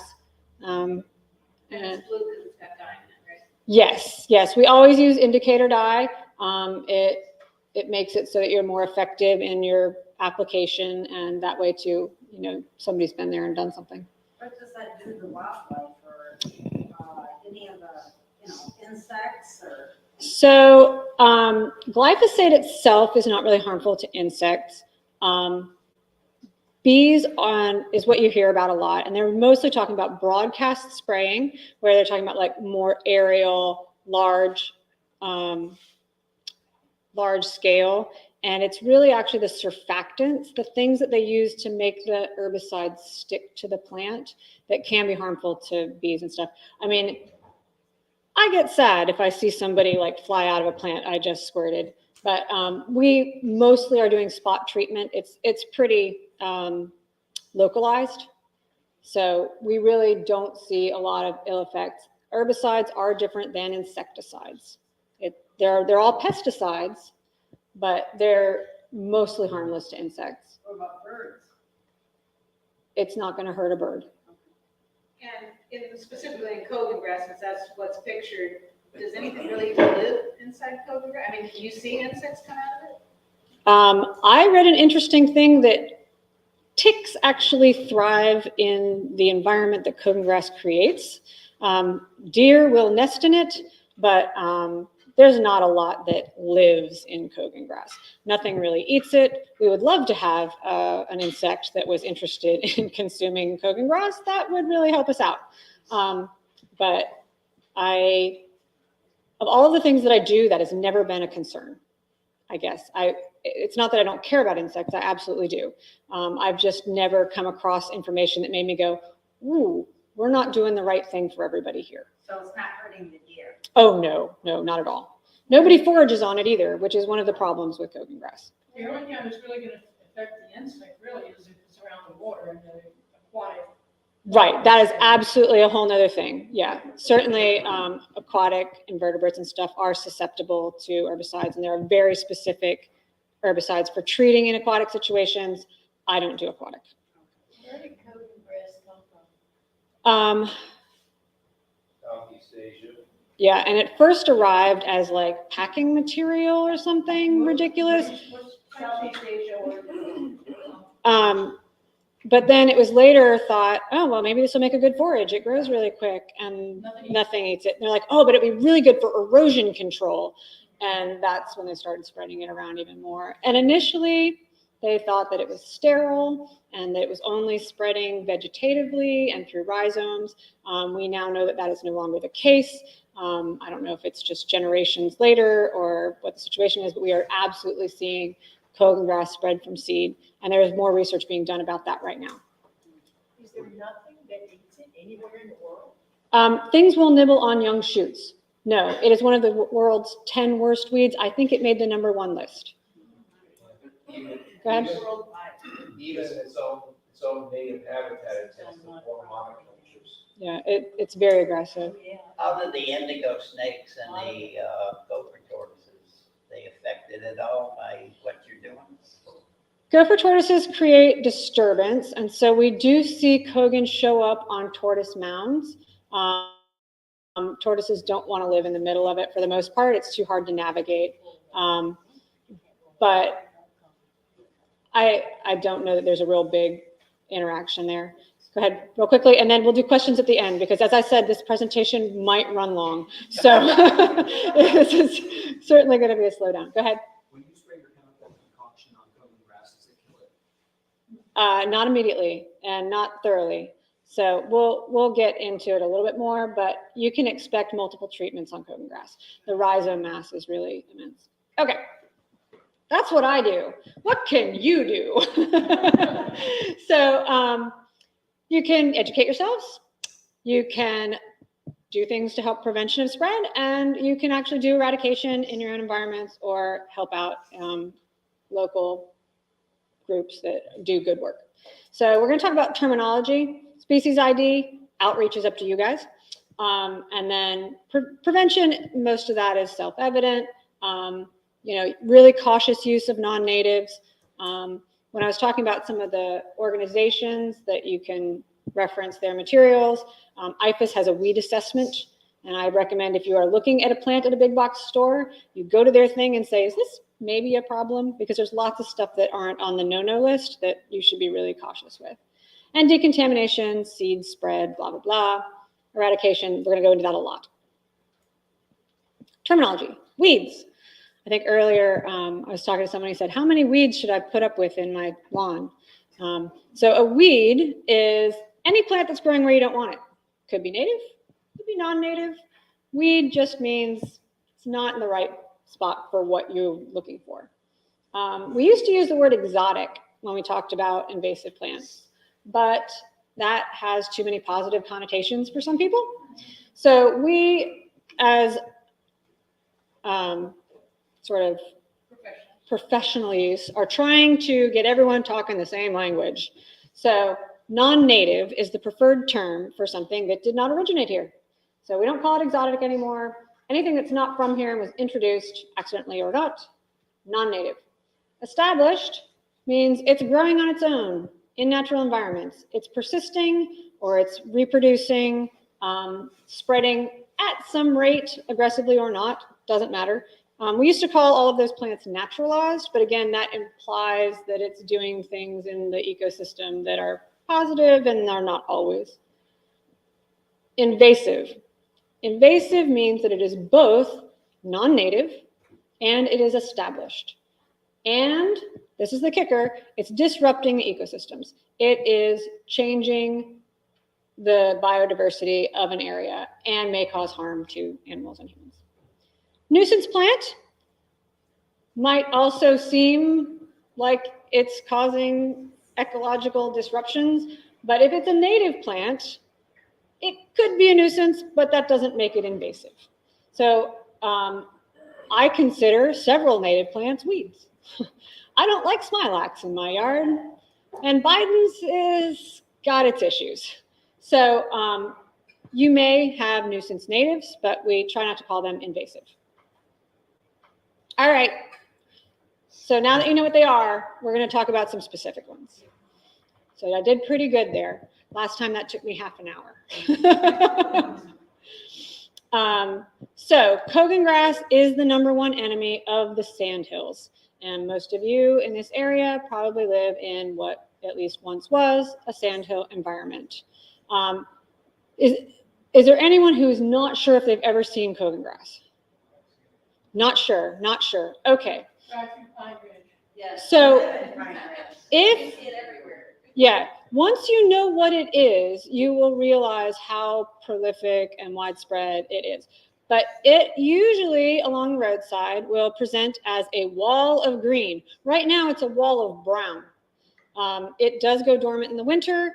The lack of rain has really knocked it on its butt and it is curled up and brown, but it gets to be at least 6 feet tall.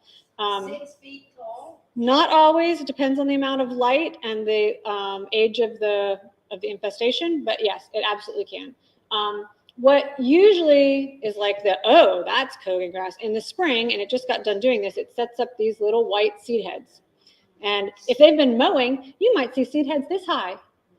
But it's also a different color. So once you start to realize what it looks like, you'll start to pick it out even in mowed areas. In a pasture, it'll create a spot that will grow at several feet a year, and it'll be almost like a circle. Like you can see it advancing in fallow fields, but it'll be taller and light yellow. But if you're up close and personal and you're trying to identify this plant, in the middle, the midrib is offset. It's got a white offset midrib. The blades are inch-ish wide. But the ugly thing about them is actually what's underground. And this is what makes it really hard to kill. The rhizome mass is tremendous. I think someone said it can be 6 times the biomass of the plant above ground. You can't pull it all out. You can break it off and it will resprout. So I talked about EdMaps. I did these detailed things based on information off of Bugwood, and these are the EdMaps showing the range. And I included these on several of them just to give you an idea. Cogongrass is everywhere in the southeast, but it is cold limited. So that's a climate change issue for those states above us. But for us, it's a reality now. So this gives a lot more detail about the size and stuff. All of this information is out there. And I just wanted you to know, like, if you go looking, you can find a lot of really good stuff. And at the end, I put a lot of links to these people. But cogongrass, ask anyone when you're out, if you're driving and there's a fence line that's just solid green this high, that's what you're looking at. Is it only a full sun thing? So It will persist in shade. It will be very spriggy, like it won't create that dense monoculture 100% mat, but it will live there for a very long time waiting for a tree to fall. And then you will have a cogongrass infestation. So it's easier to kill in shade because it doesn't have that same energy storage. So killing it, sorry about that, got ahead of myself. So what we use is a foliar application, meaning we spray the leaves. We use 2% glyphosate, which is a kind of standard dilution. We'll go into that a little bit more because I will talk in detail a little bit about some herbicide use. But on the forest, we also use an additional herbicide, imazapyr, and that is a soil active ingredient, which makes it very hard for the plant to resprout after it's been treated. And if we treat a spot really heavy, you will see that evidence for a couple of years.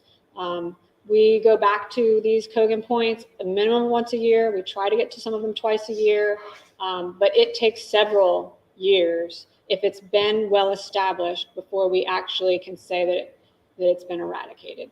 And we actually revisit it 3 times after we haven't seen it before we say, okay, we're moving on. So it's really hard to get a real control on. You can get it to a manageable state, but eradication is a high, lofty goal. And the glyphosate without the imazapyr would be more for home use, because if you're concerned about soil activity, glyphosate doesn't have soil. Absolutely, yes. So it is effective, and in the homes landscape, you can retreat, and you can retreat, and you can retreat. On the forest, I don't have that luxury, so we rely on the heavier soil activity of herbicides, since we don't have the consistent revisited. If you mow it first, is it more effective to spray the new growth, try to spray the old growth? If you have dry leaves, absolutely. You don't want to be like spraying thatch, right? So green is what's going to absorb the herbicide. And also if the more plant matter that you get herbicide on to root mass, but if you don't have a lot of growth, you've got more root mass than it's going to take up. So, I mean, you want to have like 6 inches or so, like some regrowth. So that's our worst weed in the sandhills. If you are in a more hammocky kind of shade, this is our other real nemesis. So coral ardisia, we have it a lot along with the Withlacoochee River, and anytime there was an old home site, and it's an evergreen, and it shades out everything underneath it.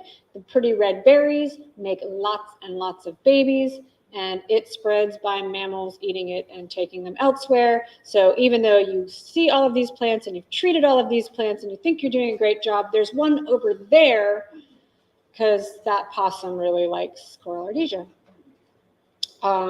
So coral ardisia, anybody here think that they have that one? A couple of you. Have you tried getting rid of it yet? I just try to dig them up. Okay. If you have a small number, digging can be effective. Picking the berries is also a very important control measure if you're trying to keep it at bay in your yard. I don't know, I have coffee plants of that, don't they look kind of the same? Okay, we can go into detail if you think you're confused about a coffee plant. I'll go back to the pictures and we'll talk a little bit. What's that? Is there another comment back there? I was just saying, yeah, I've found the case, seeds popping up in my property by this point. Right, so that means a neighbor has it and the mammals like your yard. So good for you for having habitat. Well, or these got those cranny deep margins. Right. Right, so that's what I went back. So if you look at the edge of the leaf, number one, they're very thick and waxy. Now, coffee has a glossy leaf and a lot of veination, but it doesn't have these cute little like scalloped edges. Also, when this thing grows up, it sends up a central stalk and it kind of has like an umbrella of leaves at the top, and the red berries really dangle underneath it. In this one over here, you can really see them like hanging down. Whereas on coffee is, they're more oblong, they're not in these large clusters, but the leaves are really the telltale there. And its Latin name, crenata, is indicative of the shape of the leaf. So if you have more than you can possibly dig up, On the forest, we use triclopyr at 20%. It takes a lot of herbicide, and because of the waxy leaf, it doesn't like to absorb. Foliar is not your best application. We actually have a triclopyr formulation that's dissolved in oil, and we use that as a basal bark treatment. So it actually soaks into the woody stems of the plant, and then that translocates into those roots, because if you've ever tried to dig one up, they have pretty fat roots that go in all directions, and if you break them off, they will resprout. So Patty, what kind of oil do you use that you put that 20%? So you have some options. At the industrial level, we buy bark oil in a barrel like this big, and it is a petroleum-based oil. However, I know a lot of people that don't like to use that, and you can actually use vegetable oils or vegetable-based oils as a penetrant. But finding triclopyr in an oil base is not all that easy. You probably have to do it through online, because you're not going to pick it up at Tractor Supply. Foliar application is an option, but it's not as effective, and it's pretty tough. You want to buy it in the big box, you want to look for fresh people. Well, that's not going to be an oil base, though. No, it won't be open. No. It will be cigar on. Yeah, it is a mazapyr. Oh, and make an emulsion? Yeah, I've never really worked with emulsions. I'm not sure how they uptake. I just use cut stuff. Okay, yeah, we'll talk about that as well. So, yeah, coral ardisia is taking over the hammocks. It's got cogongrass in our sandhills, and I keep pointing at the wrong thing. That's the thing that wants the button. And Brazilian pepper is taking over our coasts. So most people are probably familiar with it. If you're not, it's a lovely ornamental. It's called Florida holly. Doesn't it make you want some? So it does get these lovely arching branches and beautiful red berries. They don't make good wreaths. They wither right away and they fall off, and then you have Brazilian pepper in your yard. But they also create these incredibly dense thickets where nothing at all grows underneath them. If you've ever seen really bad, like there's a pepper buster here, you're familiar. Once you get past that wall of green, it is like a desert underneath them. And they are multi-trunked, which makes treating them even harder. The females have the berries. I did not realize that it was dioecious. Yeah. So they're all females, Right, right? right, exactly. No, they are male and female. I was unaware of that. I will have more pity on a few of them that don't make berries. So you can't get them all, get the ones who have Right, there you are. So also a peninsular Florida kind of problem. And we all have it. And I feel for those people up in the Carolinas with climate change. Go ahead. How do we eradicate it from the coastline when it's on water? Like it's all over Old Homestead, how do we get it out of the Right. It's not easy. I don't do a lot of coastal work. This gentleman here, though, has some experience with FWC treating it. I have done cut stump work from the dry edge. I think that they do some foliar stuff. Is that correct? I never used foliar. You never did foliar. Yeah. Cut stuff. Yeah. So sometimes you're waiting. I did some work days up in Crystal River, and I was counting my lucky stars that Brazilian pepper isn't the thing that I have to fight every day, because they were wading knee high through sawgrass to go out to these Brazilian pepper islands and treat.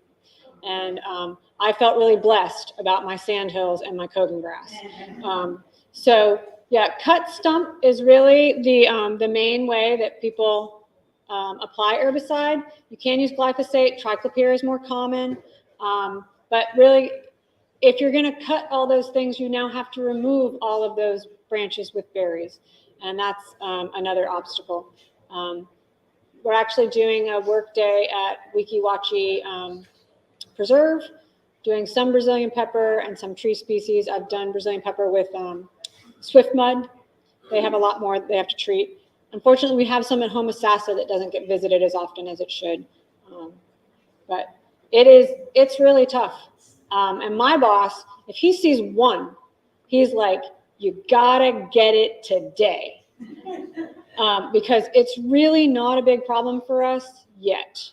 And it has this potential to just completely annihilate us. It's hard. You can only take it down to about 27 degrees, so most places in this county it's too cold for except one place. Okay. Good for you. But if you look at that map, that map has a lot of inland Florida. Yeah, I mean, it may freeze back. I would suspect that it resprouts. And as we get warmer and warmer, we have fewer of those hard freezes. Berries, you gotta be careful if you cut down on the berries on it. Make sure you bag it all up. Berries because they will sprout up. Yep. Actually, at the botanical garden that we have a demonstration garden at in Spring Hill, I found this tiny little plant. I didn't recognize it. And I picked it and I walked around to all my native plant people. And it took us forever before we realized that it was a Brazilian pepper. The seedlings are very distinctive once you know what they look like. But when you think of Brazilian pepper being this huge thing. One of the things you do, if you take the leaves and you crush them in your fingers and you smell them, it will have like a pine smell, piney smell. Piney. Yeah, lots of plants are aromatic. But that can be helpful. Once you know it, though, you know it. So Brazilian pepper, if your neighbor has one, tell them to get rid of it. Speaking of things your neighbor has. So those were kind of our big baddies, right? Like those are the ones that really threaten us the most in different ecotypes all over the state. But there are a lot of plants that people aren't as aware of their invasive potential that you also see really commonly. And so I'm going to go into some homeowner kinds of plants here. So Nandina, or heavenly bamboo, still a very popular ornamental plant. And some people like to plant it for the berries, and they think it's good for the birds, and it's kind of nice. And you don't see it going crazy. You don't usually see it going crazy. But if you look at that map, it's worse to our north. So we're right on the cusp of it being a real invasive problem. Well, if we're really lucky with global warming, it'll become less of an issue, but I'm not willing to count on that. So we really want to educate people about what category invasives are. There are no prohibitions against them, and IFAS, they would love to get it out of the growers and stuff like that, but there are not enough laws prohibiting plants. It's just not happening. So this one is a category 1. When I say category 1 or category 2, that rating has to do with how invasive they are. And that is now FISC, they changed it. Used to be FLEPSI, used to be the Florida Invasive Pest Plant Council. And now they are the Florida Invasive, not invasive, Florida Invasive, FISC. Anyway. They changed their names, but they have the list. I brought a list. There's a lot of things on it, and this one makes it. So if you were trying to kill it, you can always dig it up. If it's in your yard, just get it out. But if you happened to have a woodland associated with your property where it has sort of taken hold already, triclopiran oil, anything woody, this is going to be the go-to. That is not the pointer. Okay, we'll move on to the next one. Mexican petunia. How many people knew that one was a problem? Oh, less than 50%. You guys aren't doing your job. Less than 50% of people in this room knew that Mexican petunia was an invasive plant. So you probably, even if you like it, know that it does this, right? It makes a nice dense cluster and you don't have to do anything, right? And that's what makes it a problem. So it does create monocultures. It spreads both vegetatively and by seed. And sometimes people are like, oh, that's fine here in my garden. But those seeds, they wash down and they get in the ditches. And it's mostly a problem in wetland areas. Fortunately, I don't have to fight this in too many places on the forest. But it certainly has the potential to be a really nasty, nasty plant. There's its distribution. So I'm not making it up. It's really everywhere. So it is also a category 1. It's not our worst weeds, but it is something that a lot of people like, and they need to be more educated about it. I think I heard that they're working on a sterile variety. There is a sterile variety out. How sterile is it? Some of the test is sterile. Okay. That and also in the Andean is coming through southern living, it's a sterile one. Really? That's good news. But they still do spread vegetatively. Yeah, absolutely.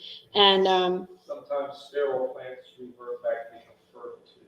exactly, right. Like cogongrass was previously thought to be sterile. So, and there's a creeping lantana too that is absolutely spreading in natural areas, and they thought it was primarily sterile. So, got to be careful. Ferns. Sword fern. How many people? Yeah, Boston fern. So if you're not sure what kind of fern you've got, and people have said, really, sword fern's awful, you should get rid of it, and you're like, I don't know if that's sword fern. You pull it up. If it's got these little tubers on it, then you absolutely have sword fern. If you pull it up and you don't have tubers, it might still be sword fern. Chances are, if you've got a monoculture of something that looks like this, it probably is. But on the back of it, you won't see the little rachis. The stem is mostly covered by these little ear-like parts of the frond. If you do look at the rachis, it's brown. And there is a native sword fern. It looks just like this. If you buy it at Green Isles, you put it in your yard, you can't tell the difference unless you pull it up and there's tubers or not tubers. Or if you get magnification, you can look at, there's a little freckle, the hair that grows on the rachis, and they're a little bit different. But they do, I was really surprised that the native one acts as aggressively as the non-native one, but the native one, I have never seen it on our forest. My biologist looks for it all the time because we go wading through the swamp to kill the sword fern, and she just hopes one day that it's not going to be sword fern, and it is. So you can pull it. It pulls really well. After you spend a lot of time pulling it all up, you'll get little resprouts, and if you're really patient and you want to go and tweeze all of those out, you can get rid of it pretty much with pulling. But it does respond well to glyphosate. You do have to use it at a higher rate. For most stuff I said 2%, we use 3% glyphosate, and it's moderately effective. You can spray it, they all turn yellow, and then you spray like the little ones that show up later. You can get it. We also use in the forest an additional chemical that you're not going to find, but it really makes a big difference, and it goes from moderately effective to really very effective. I hate butchering these names, and if I do it really slow, I can sometimes say them right. But the commercial name that it's used under, that's the chemical component, is escort. These ferns are also a really, really big problem. And you may have encountered this one. You likely have not encountered this one, but it's coming for us. So Japanese climbing fern and old world climbing fern are both Lygodium species, and they both can do this. More often, you're going to find it kind of like this and maybe creeping up a tree. It can even be like a blanket in the grass. Like it will creep along the ground, and it's kind of pretty. First time I saw it, I didn't know what I was looking at, and I was like, oh, I like that plant. Yeah. So people often ask me, like, is this Japanese climbing fern or is this old world climbing fern? And it doesn't matter, kill it. If it's a climbing fern, you don't want it. Actually, I take that back. I was hiking once and I saw a climbing fern and I started to freak out because I was in a beautiful environment and I thought, oh God, these poor people. And it actually was native. We do have one, but you're not going to encounter it here. And it does have a slightly different growth habit. So, but the difference is the Japanese climbing fern will look like it's giving you the middle finger. So right there on the end, it's kind of telling you what it thinks. Whereas the old world climbing fern is a little more polite. They're not as lobed. Like you'll see that these have kind of jaggedy edges and stuff, and these are much smoother. And when they're fertile, they both look like this. So if it's fertile, it's especially hard to tell. And it is, and as I said, it's hard to get laws passed to control invasive plants. However, it is illegal to transport any part of these plants. So if you're bagging it up in your yard, you want to be very subtle about that. And I don't know how you're supposed to get rid of it legally. We just spray it and leave it, so I don't ever move it. But it does inhibit like pine straw collection. Pine straw is a great mulch. Who here likes to use pine straw mulch in their yard? It's beautiful stuff. More of you should use it. It's not as available here as it is in some other states, but when those pine plantations get Japanese climbing fern, they can't collect and sell pine straw. Yeah. So things you don't always think about, impacts. Okay, so trees. We've got a lot of invasive trees. And when we talk about 30% of the biomass being non-native, I think we're talking about these things here. Camphor trees are a huge problem. Tallow trees are a big problem. Mimosas. China berry isn't quite as bad. It's a Cat 1 instead of a Cat 2. But all of these things can be treated, cut stump with triclopyr. That's going to be your number one go-to. If it's too big, and you don't mind it being dead where it is, then you can also hack and squirt and kill them in place. On the forest, we most often are using 20% basal bark treatment of triclopyr in oil. The oil required to penetrate that bark. If you use a water-based herbicide on the bark, it's not going to penetrate and do any good. There's also an amazing thing that loves to kill tallow trees. So we have a special new weapon. We call it Method. That's its commercial name. Method, a few drops of it will kill a tallow tree deader than snot. It's also really effective on China berry. If you have a small tree, and Chinese tallows, those little saplings, they pull really easy. So they have a straight little taproot. It's like a carrot. It's not very deep. Sure. Mimosas, have you ever tried pulling a mimosa? Impossible. They break. They are a horrible little thing. Like it's this big and you can't get it out of the ground. So herbicide. It's a necessary evil. I know on a small scale, you have a lot more options. And anytime you want to try and do something manually, God bless you. But when you have gotten tired of that, I strongly recommend that you educate yourself and use herbicides. Air potato. How many people know about air potato? How many people know about the air potato beetle? Yay for the beetle. So there's lots of people here that don't. So we actually have a biocontrol that they brought here specifically for this plant. It only eats air potato. It doesn't eat wild tara or the winged yam, which looks almost identical. It's very hard to tell a winged yam from an air potato, but the beetle knows the difference. And it doesn't eat our native air potato, which I've never seen a potato on one. Have you ever seen a native air potato with potatoes? They have weak seeds, so we don't have. What's the name? Yeah. Yeah, the native yams have weak seeds. So. Okay, so we have one that when it's young looks like a regular air potato, heart-shaped leaf and everything. It's related, but the beetle doesn't touch it. They did a lot of research when they thought that they might want to bring this here to help us out. And after many, many years, they got it approved and they released the beetle.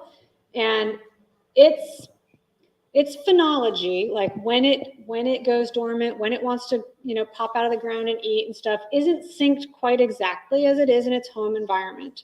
So we get our air potatoes up earlier than the beetle shows up. But if the beetles get going in your yard, they eat up the leaves, which really stresses the plant, reduces its ability to make these tubers, which are actually called bulbils. And so it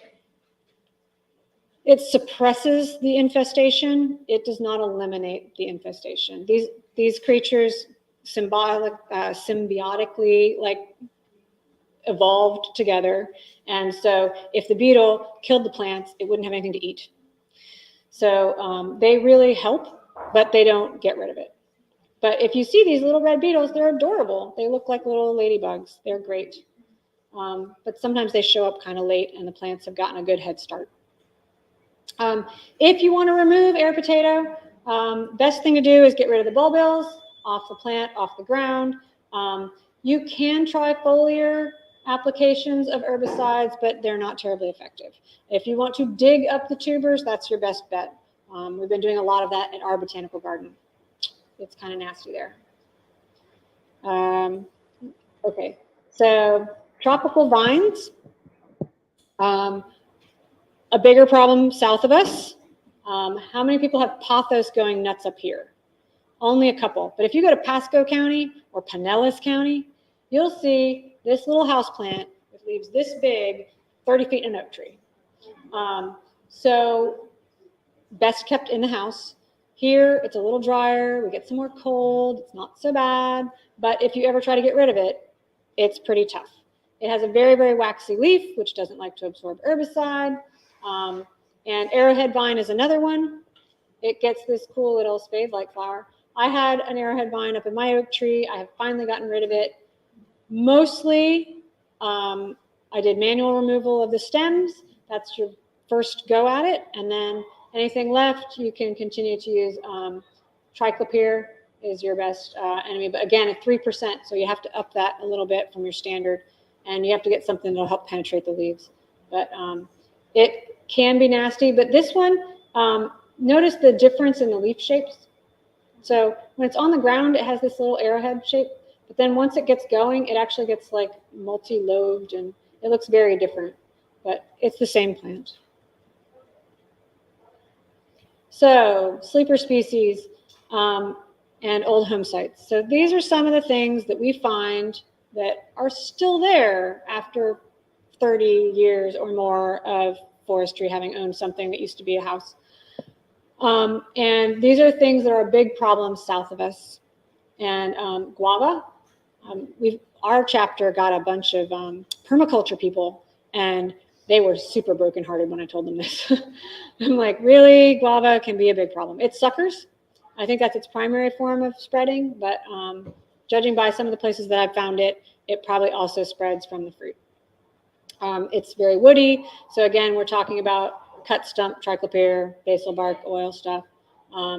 Twin leaf nightshade. I was the first one to identify this as a problem plant on the forest. Definitely an urban interface situation. So it's mostly where people are dumping things from the neighborhood onto the forest because they figure we're going to burn it. But yeah, twin leaf nightshade gets this second little leaflet, like right under the other one. It has these pretty golden berries. Category 2. It's a pretty serious one when it takes hold. And privet has been ornamental everywhere forever. Makes a big tree. Doesn't spread real fast, but is definitely a non-native to avoid. I'm surprised you don't have, instead of the common guava, you have the captive guava, because that's a lot worse to South Florida than common guava. Is it? I've never seen that one here, so maybe that's why it wasn't something that was on my radar. But it's pretty bad in South Florida. So I spoke briefly about EDRR, so early detection, rapid response. This one came up within our purview in the past few years, and it really turns out it was too late. Like they said, look for this plant, be aware, it's bad. And we looked, and it was already everywhere. So it came primarily in the sod that they put along Croom Road, and because it's already been a big thing in pastures and in nurseries and stuff. And so it was just a matter of time before it made it to the woods. Praxalis spreads like little airborne seeds, and so they go everywhere. So it's hard to know where you're going to find it. But it does also have native lookalikes. So here's another situation where you have to know a little bit more before you go ripping everything out, or before you think that you've got blue mist flower. I actually caught the IFIS in Sumter, had it in their master gardener display garden. I'm like, you know, that's Praxalis, right? They actually had identified it. They just hadn't gotten it out yet. But blue mist flower is a popular one, and a lot of people want to have that. And then I found this one. This was new to me, but it has a very similar flower. So the thing to look for, if you're trying to figure out if you have Praxalis or not, 2 things. It's really smelly. They say it smells like cat pee when you crush it. Sometimes I find it because I'm driving through the woods and then I smell something and I have to back up and go look. So it's very aromatic, and it's very hairy.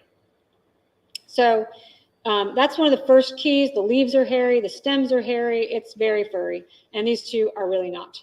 The other thing is, if you're looking really closely at the flower, the involucre, this group of little, thank you. The ratio of that to the bloom is somewhat even, but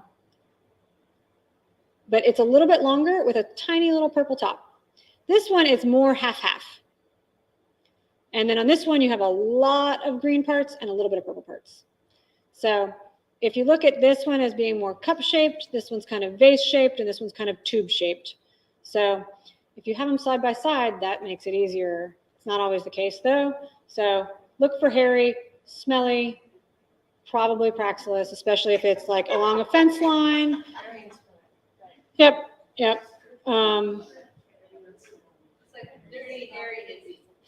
Oh, now we like some of those things, but it dies pretty easily. It's just trying to get the seed bank out that's hard. So you can spray it with pretty much anything. You could pull it, but then you're just going to have to go back repeatedly looking for all the babies. Herbicides. I'm starting to go over. I'm getting close to my hour mark. So they always say the label's the law. How many of you have read the label on an herbicide and been like, I have no idea what I'm looking at? So there is really important information in there. You need to know about your active ingredient.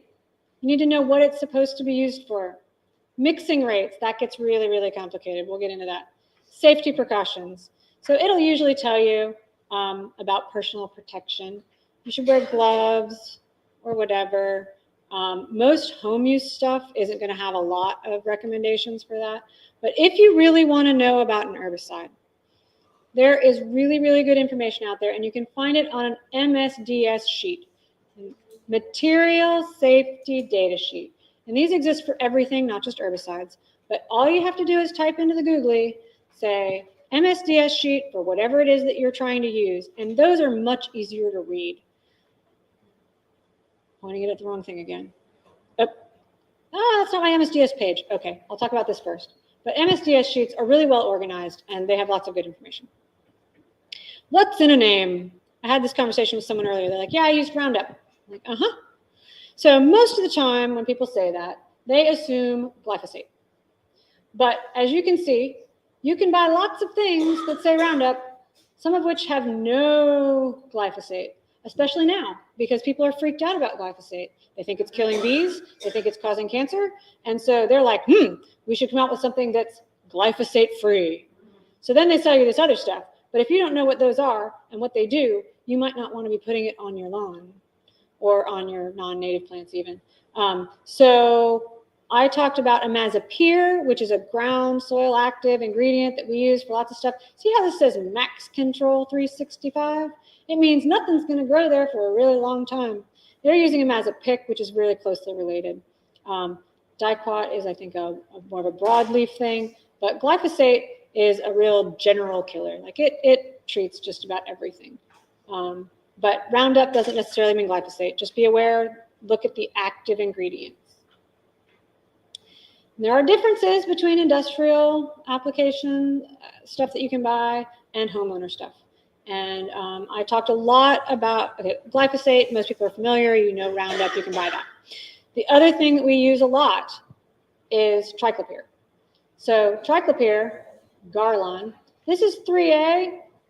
That's going to be a water base. Garlon 4 is your oil base. This is what you would buy in the store if you were trying to buy triclopyr. So brush killer, brush be gone, whatever. If it says it kills poison ivy and blackberries, that's triclopyr.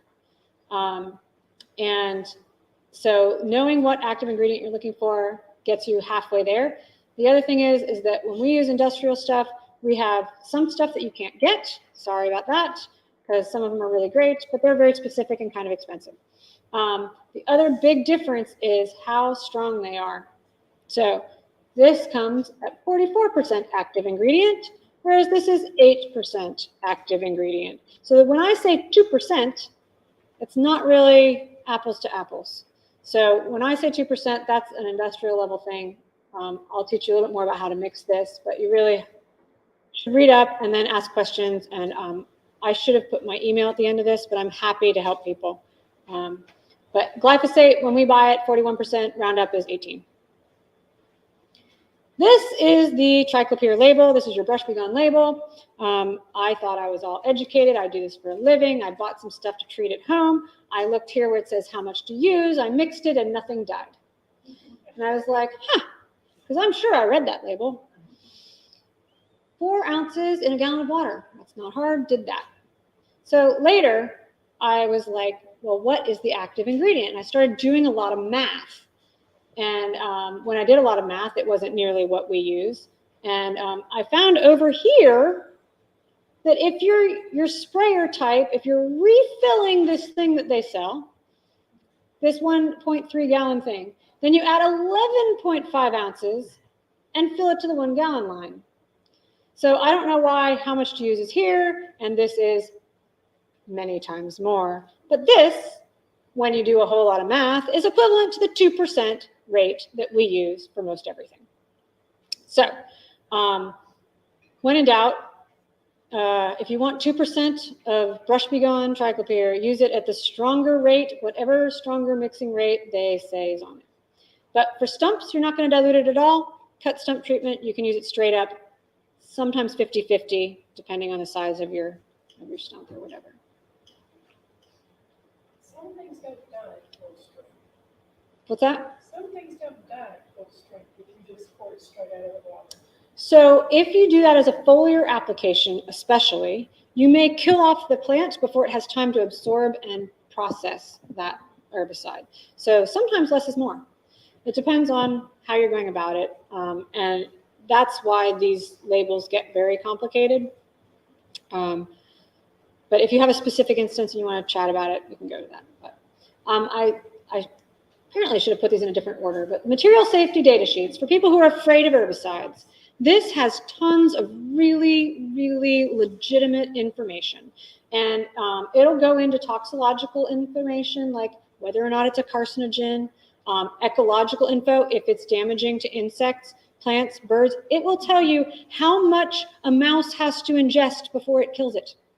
Like they have to, yes, they go into, for birds and mammals and invertebrates, there is a lot of research, and this thing will spell it all out. So this is why I tend to not be very concerned when I apply it. And it will also go into a lot more detail about exposure and personal protection. And you really ought to be mindful of those things, especially when you're handling concentrates. But anytime is a good idea to be careful with it. But these are all the sections. So every MSDS sheet has all of these sections. But it's super easy. It's laid out well, and it's in English. So once you've decided to use an herbicide, how you go about using it depends a lot on your species and the mixing rate and all the things we kind of talked about. And if you're feeling a little overwhelmed, again, feel free to reach out. But foliar application, spraying the leaves. Using dye makes it easier to tell how much you've put on there. Or once you've turned around, if you've got that silly one over there, or whether you had gone that way instead. So dye is really great, not usually available in the big box stores. But if you're doing a lot of treatment, it might be worth trying to acquire some. So basil bark, when we use those oils, you have to go around the trunk the entire way around it, and you have to treat it from the root up. And we found that with tallow trees, there were a lot of species that would resprout. So that's why all the way to the ground, all the way around, and depending on the species, different herbicides are more effective. But cut stump, this is the easiest way. Cut it off and just paint around the ring. You don't even have to paint the whole thing if it's big. You just have to get the growing layer out here, cambium layer, and use it straight up. Triclopyr or glyphosate, and that should do it. Hack and squirt if you want to just leave the tree standing. Snags are good for wildlife. If it's not going to endanger your home, it's kind of a cool thing to do. You could also girdle it. If you really don't like herbicide, Just be sure you get it good and deep and get a section of that so that, and you may get a lot of resprout in this lower area. You can just pick those off as they come up. What do you use when you hack and squirt?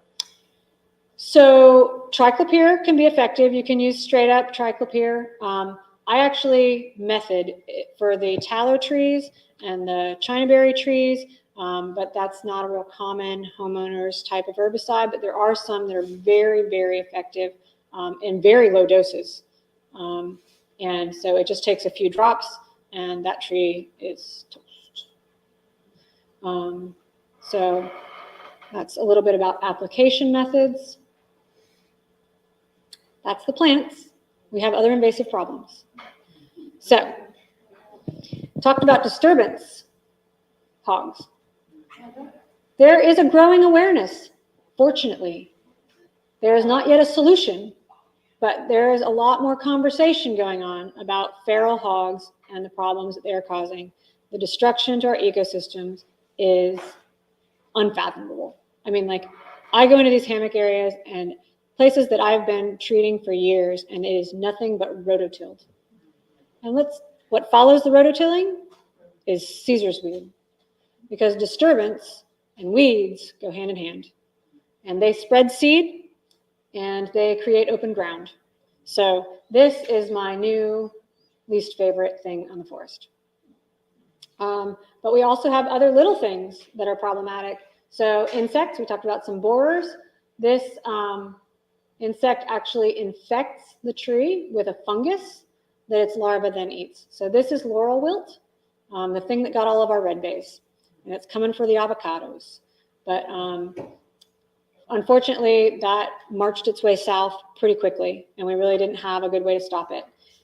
You can inoculate a tree with an antifungal, but it has to be done repeatedly. And if you don't keep up with it, eventually the beetles will get your tree. And they only attack mature trees. So kind of like the chestnut, we haven't lost the species entirely, but it has changed the structure of the forest. This one over here, cabbage palms, we've seen it. This little guy though, he's native. He didn't mean to, but he's got this bacteria and he's infecting the trees. There's a bacteria infection that's killing the palms. I've heard some recent stuff about it being associated with lawns, turf lawns and stuff. Yeah, So the primary host of that insect is St. Augustine grass. So it's worse in areas that have St. Augustine grass because they primarily feed on St. Augustine and move on to the palms, secondary source. So they're learning more. That's the good news. So far, we don't have a really good solution. It also doesn't seem to wipe them all out as systematically as the laurel wilt did. It seems a little bit more randomized. So again, it is changing the structure of our area, and it's really kind of sad, it being our state tree and all that. So that's the bad news. Here's where you can find more information. And I didn't put it up there, but I am Heather.Sharkey at FDACS, which is Florida Department of Agriculture and Consumer Services. And you're welcome to send me pictures or questions. All I do is think about killing weeds. So happy to help other people kill weeds. All right, and with that, I will take any more questions. Yes? Do you do any private property that's requested? So does the Forest Service treat private properties? If you are adjacent to the forest and you have something that we are concerned about, we have something called a hold harmless agreement, and we have been known to treat on private property directly adjacent. As far as getting help, which one is it? Okay, it's up here somewhere. Maybe not. Not FISC, but FISP, Florida Invasive Species Partnership, has information on homeowner assistance kinds of programs. There are some. If you're small scale, your best bet is to rally your friends and maybe a couple volunteers on their not working day. And the SISMA, I didn't talk a lot about it because our SISMA isn't very active, but the SISMA, and they produced some of the paperwork that I passed out, was sort of a collection of mostly big organizations like Forestry, Swift Mud, Parks and Rec, and we would have group work days. And we had a lot of requests from private landowners that had problems that needed help and stuff. And so there have been a few work days done for private people. We don't have funding for herbicide for that. And a lot of the herbicides that we get are very specifically earmarked for public lands. So we really can't use them on private property for the most part. Does that answer that question? Yes. Citrus County has a policy that says you can't cut down a tree without a permit. Well, it's true. And if it's an invasive tree, right, can we do that? Yes. People are often misinformed though, and I know that there was a large camphor tree adjacent to our native plant garden, and the homeowner was like, I wanted to have it taken out, and they told me I couldn't. And they just limbed it up really hard and charged her plenty of money. So I think you have to read up on it. I believe you can. Sometimes you have to replace a tree with a tree. Right. I would look into it. I'm sure it is not illegal to take out an invasive category 2. Yeah. And the size of it matters. Yeah. They want to protect the canopy, and that's noble, but you got to know at what cost, right? Exactly. So, yes. Can I get your email address?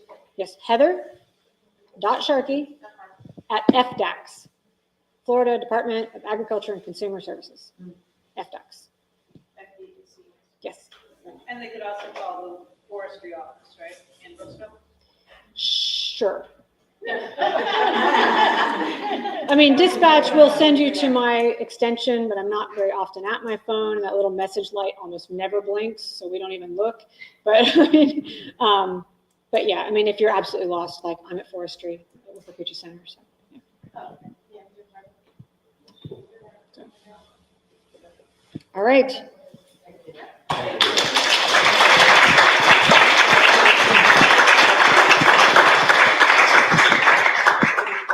All right, so Donna is bringing up her surveys. You get a ticket if you turn in your survey for gift cards. See, you should have filled out your survey.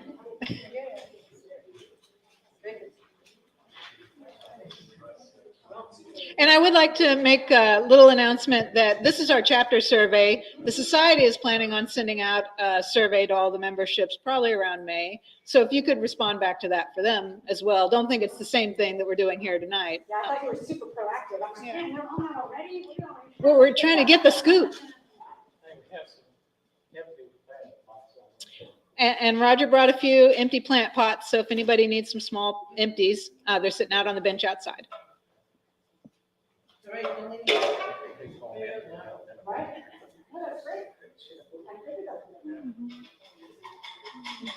right, we'll do one for 10 first.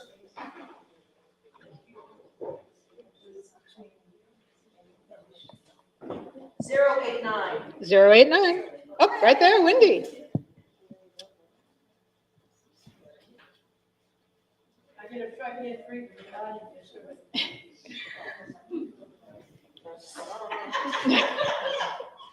And the next one.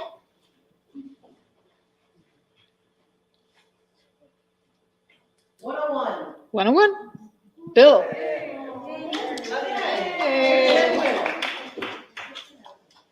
All right, thank you guys. So thank you for coming. Like I said, keep looking at your emails and send us back a reply if you want to do the plant salvage. But other than that, have a good summer, everybody. Good night.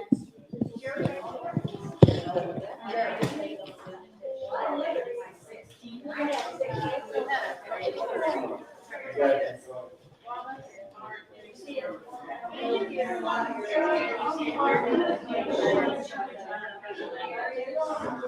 I'm thinking, like,